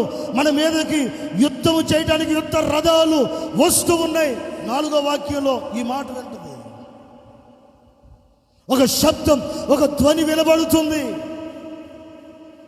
ప్రాంతాన్ని వదిలిపెట్టి వెళ్ళిపోయారు. శుభ్రంగా పండగ చేసుకుందామని, పార్టీ చేసుకుందామని వండి పెట్టుకున్నారు. అక్కడ వండి పెట్టి సిద్ధపరిచారు. ఒకవేళ ఇదిగో నీ జీవితంలో ఎవరైనా నేను తృణీకరించి, ఒకవేళ నువ్వు దరిద్రుడు, పేదోడివి, ఎందుకు పనికిరాని దానివి, ఎందుకు పనికిరానోడు అని ఒకవేళ నిన్ను అంటుంటే నువ్వు వెంటనే ఎక్కడ బ్లేడ్ ఉందని బ్లేడ్ తెచ్చుకుని చేతులు కోసుకునే పిచ్చి పనులు, తాడు ఎక్కడుందో చెప్పి ఉర్రేసుకుని చచ్చే పనులు, లేకపోతే ఎందుకు ఎవడికి చెప్పకుండా వెళ్ళిపోదాం అనే పిచ్చి పనులు చేయి మాకు. నా ప్రభు జనుల ఐశ్వర్యం నీవు అనుభవించున్నట్లుగా నా యేసయ్య నిన్ను చేయునుగాక. నా ప్రభు నిన్ను ఆశీర్వదించునుగాక. నా దేవుడు నిన్ను ఘనపరుచునుగాక. ఆమేన్. కుష్ఠ రోగుల దగ్గర డబ్బులు ఉంటాయా? ఉన్నా సరే ఎంత ఉంటాయి? ఏవి ఉన్నా సరే చిల్లరే ఉంటాయి. చాలామంది కుష్ఠ రోగులు ఉంటారు, వాళ్ళ దగ్గర ఉండేది పాపం చిల్లరే. కానీ దేవుడు ఏం చేశాడు? ఐశ్వర్యం ఎలా అనుభవించేటట్టు చేస్తా అన్నాడు. జనుల ఐశ్వర్యం కదా. ఎలాంటి ఐశ్వర్యం వచ్చింది? వాళ్ళు వండి పెట్టుకున్న బిర్యానీ తింటున్నారు. అర్థమవుతుందా? వాళ్ళు వండి పెట్టుకున్న బిర్యానీ తింటున్నారు, బంగారాన్ని తీసుకెళ్తున్నారు. ఇంత మాత్రమే కాకుండా మనం ఒకవేళ ఈ శుభవర్తమానాన్ని, ఈ శుభవార్తని ఈరోజు ప్రభు చేసాడు మనకి. ఈ వార్తను మనం దాచిపెట్టకూడదు. రాజు దగ్గరికి వెళ్ళారు. మీరు ఆ తర్వాత చదువుకుంటే 15వ వాక్యం వరకు రాజు దగ్గరికి వచ్చేది. రాజుకు చెప్పారు, రాజులందరూ వెళ్ళారు, ఆస్తిని తెచ్చుకున్నారు. ఆ దేశమంతా కరువు తొలగించబడి వాళ్ళు సమృద్ధితో నింపబడిపోయారు. ఆమేన్. ఒకవేళ ఎందుకు పనికి రాని దానివని నిన్నని ప్రక్కన పెడుతుంటే నా ప్రభు నీ ద్వారా నీ కుటుంబాన్ని పోషించునుగాక. ఎందుకు పనికి రావని నిన్ను ప్రక్కన పెడితే నీ ద్వారా సంఘాన్ని ప్రభు పోషించునుగాక. ఎందుకు పనికి రావని నిన్ను ప్రక్కన పెడితే నీ ద్వారా దేశాన్ని ప్రభు పోషించునుగాక. ఆమేన్, ఆమేన్. గట్టిగా చేతులెత్తి హల్లెలూయా చెప్పండి. ఒకసారి గట్టిగా చెప్పండి, హుషారుగా చెప్పండి. హల్లెలూయా, హల్లెలూయా. రెండు చేతులెత్తి చెప్పండి హల్లెలూయా, హల్లెలూయా. చేతులెత్తి చెప్పండి భక్తులారా, హల్లెలూయా, హల్లెలూయా. నా ప్రభు మిమ్మల్ని ఆశీర్వదించును గాక. మీకు ఒక చిన్న విషయం చెప్పను. ఇక్కడ మీరందరూ ఒక సంవత్సరం రోజుల నుంచి జనుల ఐశ్వర్యాన్ని అనుభవిస్తున్నారు. మీకు అర్థమవుతుందా? మీకు అర్థమవుతుందా లేదా? ఓ సంవత్సరం రోజుల నుంచి జనుల ఐశ్వర్యాన్ని మీరు అనుభవిస్తూనే ఉన్నారు. అనుభవిస్తున్నామన్న వాళ్ళకి తెలిస్తే గట్టిగా హల్లెలూయా చెప్పండి. మీకు తెలియలేదా? నేను చెప్తాను వినండి. ఆమేన్, హల్లెలూయా. ఓ రూపాయి కట్టావు నువ్వు? రూపాయి కట్టారా? కట్ల. కానీ జగన్మోహన్ రెడ్డి వచ్చి ఏం చేశాడు? అది నిజం. మరి ఇప్పుడు ఆయన జనుల దగ్గర నుంచే కదా మనం కడుతున్న ట్యాక్సీలనో లేదా కరెంట్ బిల్లో నీళ్ళ బిల్లో ఏదో ఒకటి. దేవునికి స్తోత్రం. ఒకవేళ ఆయన ఆస్తిలో నుంచి చేస్తున్నాడేమో, ఏదైనా కానీ 40 సంవత్సరాల వయసు పైబడిన వాళ్ళందరూ గట్టిగా హల్లెలూయా చెప్పండి. 40 సంవత్సరాలు పైబడిన వాళ్ళు స్త్రీలారా, 40 సంవత్సరాలు దాటిన వాళ్ళు గట్టిగా హల్లెలూయా చెప్పండి. మర్యాదగా కానుక ఇచ్చారా మీరు? ఇచ్చారా? ఇవ్వాల. మర్యాద తెచ్చేయండి. ఆమేన్. ఎంత వేసాడు ఆయన మీకు? 18,000. నాకు అన్నీ తెలుసు. 18,000 నుంచి దేవుడికి ఎంత ఇవ్వాలి? మరి అది తెచ్చిచ్చాడు మర్యాదగా. హల్లెలూయా. జనుల ఐశ్వర్యం అనుభవించినటువంటి ఇదే. నువ్వు కష్టపడింది కాదు, దాచిపెట్టింది కాదు. దేవుడు నీవు అనుభవించేటట్లుగా ఒక నాయకుడిని లేపి ఐశ్వర్యమంతయు నీ దగ్గర తీసుకొచ్చేస్తున్నాడు. ఆమేన్, ఆమేన్. ఎంతమందికి పొలాలు ఉన్నాయి? గట్టిగా హల్లెలూయా చెప్పండి చేతులెత్తి. మీరు ఎత్తకపోయినా నాకు తెలుసు. కౌలు చేస్తున్న వాళ్ళు, సొంత ఉన్న వాళ్ళు గట్టిగా హల్లెలూయా చెప్పండి. మీ అందరికీ వేసాడా ఆయన? వేయలేదా? పొలం పంట కొరకు వేసాడా? మర్యాదకు తెచ్చియండి. మీది మీరు తినండి, దేవుడిది దేవుడికి తెచ్చివ్వండి. ఎంతమంది చదువుకుంటున్నారు? గట్టిగా హల్లెలూయా చెప్పండి. చదవట్లేదా? చదివేవాళ్ళు గట్టిగా హల్లెలూయా చెప్పండి. మీకు వేసారు కదా, మర్యాదగా దేవుడికి తెచ్చియండి. అంతే. మరి దేవుడికి మీకే. ఆమేన్, ఆమేన్. ఇది దేవుడిచ్చే ఐశ్వర్యం. ఇది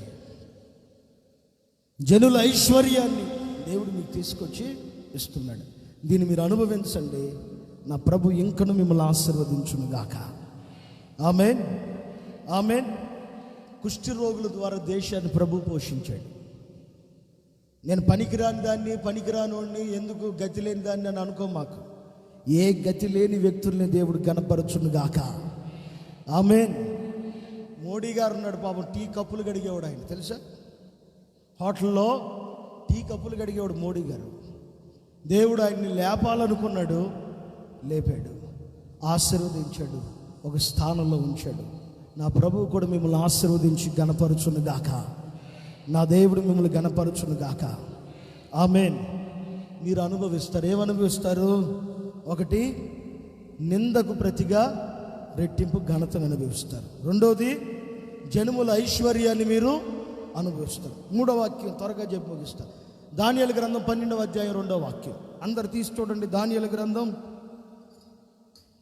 12వ అధ్యాయం 2వ వాక్యం. మరియు సమాధులలో నిద్రించు అనేకులు మేలుకొనెదరు. కొందరు నిత్య జీవము అనుభవించుటకును, కొందరు నిందపాలగుటకును, నిత్యముగా హేయులగుటకును మేలుకొందురు. మరలా చదవమ్మా.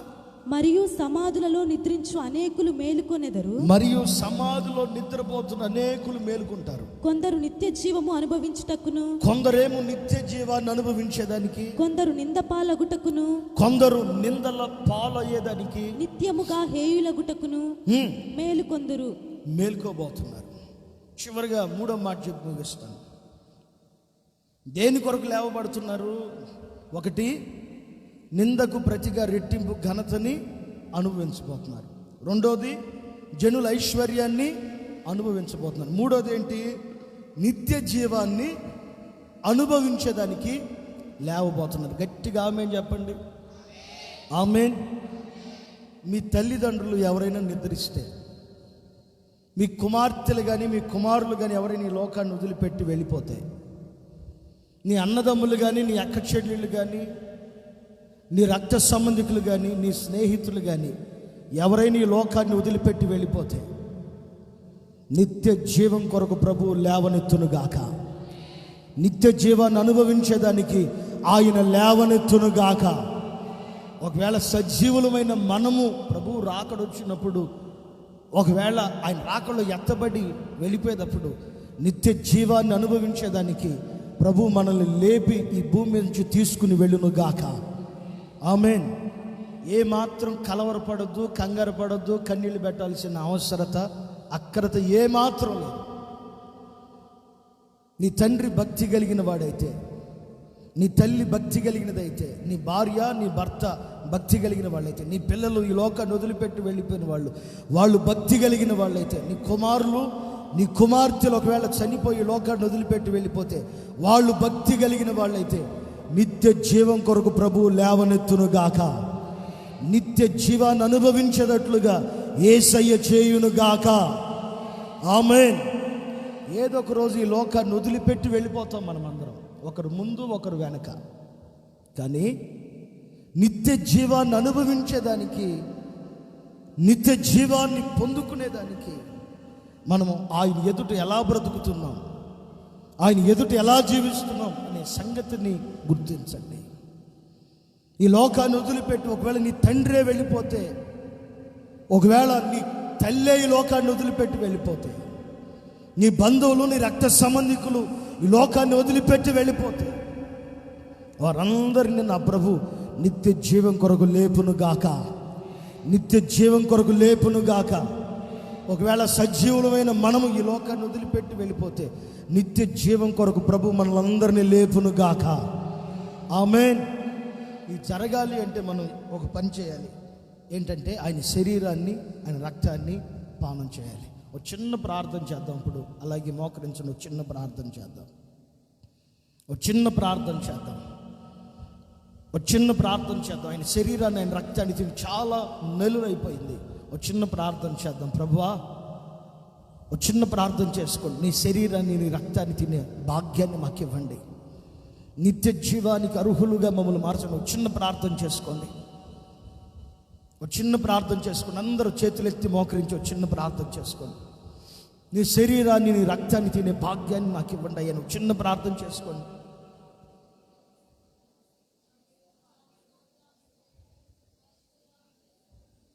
ఇలా రాయబడి ఉంది, నా శరీరాన్ని తిని నా రక్తమును తాగువాడే నిత్య జీవము గలవాడని రాయబడి ఉంది.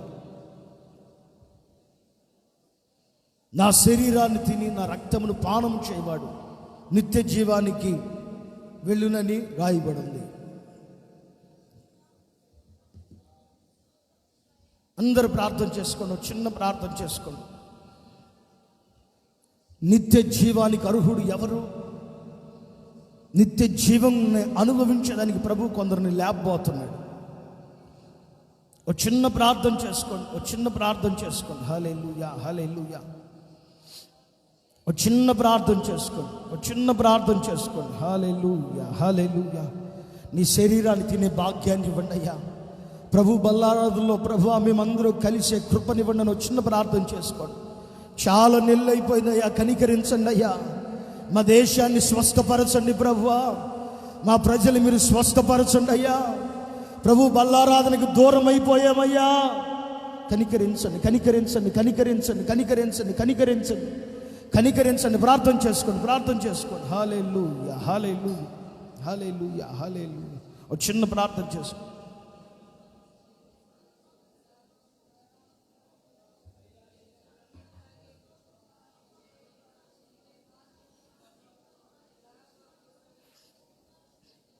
ఇలా మాట్లాడుతున్నాడు, నా శరీరాన్ని తిని నా రక్తమును పానము చేయబడే నిత్య జీవము గలవాడు.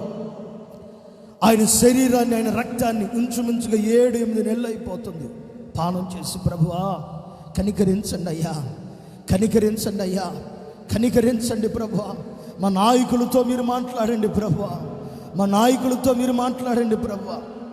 మా దేశాన్ని స్వస్థపరచండి. కరోనా వైరస్ నుంచి విడిపించండి అయ్యా. నీ రక్తాన్ని, నీ శరీరాన్ని పానం చేసే భాగ్యాన్ని ప్రసాదించు యేసయ్యా. యేసయ్యా, యేసయ్యా, యేసయ్యా. నీ శరీరాన్ని తినే భాగ్యం, మీ రక్తాన్ని పానం చేసే కృప దయచేయండి. యేసు నామములో అడుగుచున్నాము తండ్రి. ఆమేన్, ఆమేన్, ఆమేన్. కూర్చోనండి.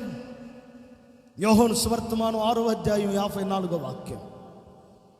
యోహాను సువార్తమానం 6వ అధ్యాయం 54వ వాక్యం. యోహాను సువార్త 6వ అధ్యాయం 54వ వాక్యం. శరీరము తిని, యోహాను సువార్త 6:54. నా శరీరము తిని, నా శరీరాన్ని తిని, నా రక్తము త్రాగువాడే, నా రక్తము త్రాగువాడే నిత్య జీవము గలవాడు, నిత్య జీవము గలవాడు. అంత్య దినమున నేను వానిని లేపుదును. నేను వారిని లేపుతాను. ఎవరిని ప్రభువు లేపుతాడు? నిత్య జీవాన్ని అనుభవించే ఆ భాగ్యాన్ని ప్రభువు నీకు నాకు ఇస్తాను అంటున్నాడు. అయితే ఆయన శరీరాన్ని తిని ఆయన రక్తాన్ని ఎవరు పానం చేస్తారో వారందరినీ పరలోక రాజ్యం చేర్చుకును గాక. వినండి, ఇక్కడ బాప్టిజం పొందకుండా ఎవరైనా ఉంటే వినండి. ఇంకా మారు మనసు పొందకుండా, రక్షణ మారు మనసు అనుభవంలోనికి రానివ్వకుండా, బాప్టిజం తీసుకోకుండా నువ్వెన్ని సంవత్సరాల నుంచి దేవుని మందిరానికి వచ్చినా పరలోకానికి యోగ్యుడు మాత్రం కాదు. తండ్రి, కుమార, పరిశుద్ధాత్మలో మారు మనసు పొందకుండా, బాప్టిజం తీసుకోకుండా నువ్వెంత పరిచయం చేసినా, ఎన్ని కానుకలు ఇచ్చినా పరలోక రాజ్యానికి వెళ్ళలేవు. నమ్మి మారు మనసు పొంది పాపాన్ని వదిలిపెట్టి దేవుని కొరకు నూతనంగా జన్మించి ఆయన కొరకు శిష్యుడిగా, శిష్యురాలుగా మార్చబడగలిగితే నా ప్రభు నీకు నిత్య జీవాన్ని కలుగు చేయునుగాక. ఈ జీవం ఏదో ఒక రోజు ఈ లోకాన్ని వదిలిపెట్టి వెళ్ళిపోవాలి. కానీ పరలోకంలో ఆయనతో కూడా నిత్య రాజ్యములో నీవు నేను మనమందరం చేర్చబడాలి అంటే, ఆ నిత్య రాజ్యాన్ని అనుభవించాలి అంటే తండ్రి, కుమార, పరిశుద్ధాత్మ నామములో మారు మనసు పొంది బాప్టిజం తీసుకుని దేవుని కొరకు రోషంగా జీవించు. నా ప్రభు నిత్య జీవం అనుభవించే భాగ్యాన్ని నీకు అనుగ్రహించునుగాక. ఈ మాటలన్నిటినీ నా ప్రభు మీ వినికిలో స్థిరపరచునుగాక. దయచేసి అందరు లేచి నిలబడండి. ఒక చిన్న ప్రార్థన చేసుకుందాం. దయచేసి అందరు లేచి నిలబడండి. ఒక చిన్న ప్రార్థన చేసుకుందాం. దయచేసి అందరు లేచి నిలబడండి. చేతులెత్తి కళ్ళు మూయండి. అందరూ ఒక చిన్న ప్రార్థన చేసుకుందాం. అందరు చేతులు పైకి ఎత్తండి, కళ్ళు మూయండి. వినిన వాక్యాన్ని తలంచి ఒక చిన్న నిబంధనకు రండి. ప్రభు నీవు నమ్మవనుకున్నాడేమో, యేసయ్య నీవు ఆయన చెప్పే మాటను వినవనుకున్నాడేమో, ఆయన తన మీద తానే ఒట్టు పెట్టుకుంటున్నాడు. ఒక చిన్న తీర్మానానికి రండి. హల్లెలూయా, హల్లెలూయా. ఒక చిన్న తీర్మానానికి రండి.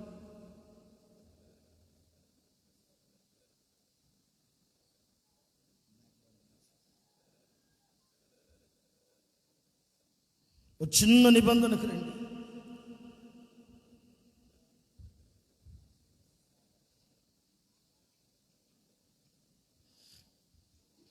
ఒక చిన్న తీర్మానానికి రండి. హల్లెలూయా, హల్లెలూయా, హల్లెలూయా, హల్లెలూయా. ఆయన తన మీద తానే ఒట్టు పెట్టుకుంటున్నాడు.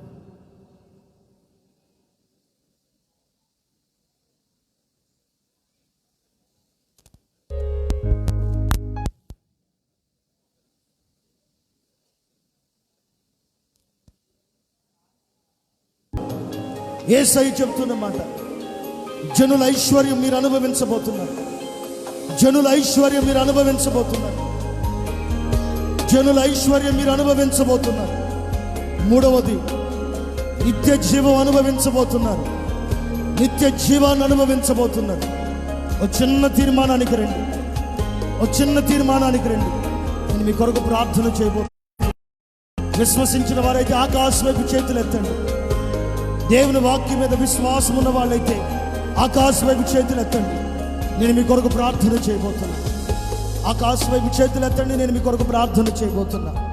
హల్లెలూయా, హల్లెలూయా, హల్లెలూయా. నిత్య ఆశ్రయదుర్గమైన దేవా, మీకు స్తోత్రం చెల్లిస్తున్నాం. నిత్య ఆశ్రయదుర్గమైన దేవా, మీకు స్తోత్రం చెల్లిస్తున్నాం ప్రభువా. ఈ ఆరాధన ఇంతవరకు మీరు ఆశీర్వాదకరంగా జరిగించారు. ఈ నవంబర్ నెలలో ప్రభువా, ఈ మొదటి పునరుద్ధానపు ఆరాధన ప్రభువా, మీరు ఆశీర్వాదకరంగా జరిగించినందుకే ఈ స్తోత్రం. వాక్యమైన మీరు మా మధ్యలోనికి చేరి వచ్చి మీరు దర్శించినందుకే ఈ స్తోత్రం చెల్లిస్తున్నాం ప్రభువా. వాక్యమైన మీరు మాట్లాడినందుకే ఈ స్తోత్రం, మీరు దర్శించినందుకే ఈ స్తోత్రం ప్రభువా. ఇంతవరకు ఈ ఆరాధన మీరు ఆశీర్వాదకరంగా జరిగించారు. పాటల ద్వారా, వాయిద్యముల ద్వారా, ఆరాధన ద్వారా మీ నామాన్ని మహిమపరుచుకున్నారు. దూరాన సమీపాలు చేరిన ప్రతి వారితో, ఫేస్బుక్, యూట్యూబ్ లైవ్ ద్వారా వీక్షిస్తున్న ప్రతి బిడ్డతో కూడా హృదయ రహస్యములు ఎరిగిన దేవుడిగా మీరు మాట్లాడిన ప్రతి మాటను బట్టి స్తోత్రం. మీరు మీ మీదే ఒట్టు పెట్టుకొని రాబోయే దినాల్లో మీరు మమ్మల్ని ఎలా ఆశీర్వదించబోతున్నారో మాట్లాడినందుకే ఈ స్తోత్రం ప్రభువా. ఇక మీదట మీరు మమ్మల్ని గద్దించరని, కోపపడరని మీ మీద మీరే ఒట్టు పెట్టుకుని మాట్లాడుతున్న దేవునిగా ప్రత్యక్షమైనందుకే ఈ స్తోత్రం. ఒకటి, నిందకు ప్రతిగా రెట్టింపు ఘనతను మేము అనుభవించబోతున్నామని. రెండవది, జనుల ఐశ్వర్యం మేము అనుభవించబోతున్నామని. మూడవది, నిత్య జీవాన్ని అనుభవించబోతున్నామని. ఈ మూడు మాటలు తెలియపరిచారు. ఈ మూడు మాటలు మా వినికిళ్ళు స్థిరపరచండి. మీ మహిమ కలిగిన రాకడ కొరకు సిద్ధపరచండి. ముందెన్నడు వెళ్ళని మీ పవిత్ర పుణ్యమైన మార్గాలలో నడిపించండి. ఇదిగో ఈ నవంబర్ నెలంతయు నీ సంఘ విశ్వాసులకి, మా మందిరంలో ఉంటున్న ప్రతి బిడ్డకి నీ క్షేమము కలుగునుగాక, నీ ఆశీర్వాదము కలుగునుగాక. నిత్యముగా వీరి చేతుల కష్టార్జితం వీరు అనుభవించుదురుగాక. యేసయ్యా మీకు స్తోత్రం. స్కూళ్ళు మరలా ప్రారంభం కాబోతున్నాయి, కాలేజీలు మరలా ప్రారంభం అవుతున్నాయి. మా పిల్లలు చదువు నిమిత్తం వెళ్ళుచుండగా మీరు కాపాడండి. ఉద్యోగాలు చేయటానికి వెళ్ళుచుండగా కాపాడండి అయ్యా. మా మందిరంలో లెక్చరర్స్ ఉన్నారు, వారిని మీరు కాపాడండి ప్రభువా. మీకు స్తోత్రం నాయన. చేతి పని చేసేవారు ఉన్నారు, వ్యవసాయం చేసేవారు ఉన్నారు, పాడి పంట వారు ఉన్నారు అయ్యా, కూలి పని చేసేవారు ఉన్నారు ప్రభువా. మీకు స్తోత్రం. ప్రతి బిడ్డని మీరు ఆశీర్వదించండి. చేతుల కష్టార్జితం అనుభవించినట్లు మీ బిడ్డలందరినీ దీవించమని నజరేయుడగు యేసు పరిశుద్ధ నామములో అడుగుచున్నాము తండ్రి. చెబుదాం గట్టిగా ఆమేన్, ఆమేన్. స్తోత్రం, స్తోత్రం, స్తోత్రం. మన తండ్రి అయిన దేవుని ప్రేమయు, కుమారుడు యేసు క్రీస్తు వారి కృపయు, పరిశుద్ధాత్మ దేవుని అన్యోన్య సహవాసం నిత్యము సకల కోటి పరిశుద్ధులకు, ఈ ఆరాధనలో చేరి దేవుని వాక్కులు విన్న దేవుని ప్రియులకు, మైకంతరం ద్వారా, లైవ్ ద్వారా వీక్షిస్తున్న ప్రతి బిడ్డలకు, ప్రపంచంలో ఉంటున్న ప్రతి క్రైస్తవ సంఘానికి, సేవకులకి దేవుని సన్నిధి సదాకాలం తోడయుండునుగాక. ఆమేన్, ఆమేన్, హల్లెలూయా. చెబుదాం గట్టిగా చేతులెత్తి హల్లెలూయా, హల్లెలూయా. అందరికీ వందనాలు. ఇంతటితో ఈ ఆరాధన ముగించబడింది. ప్రభు మిమ్మల్ని ఆశీర్వదించును గాక. ఆమేన్, ఆమేన్. మీలో ప్రార్థన అవసరత కలిగిన వారు ముందుకు రండి. నేను మీ కొరకు ప్రార్థన చేస్తాను. నా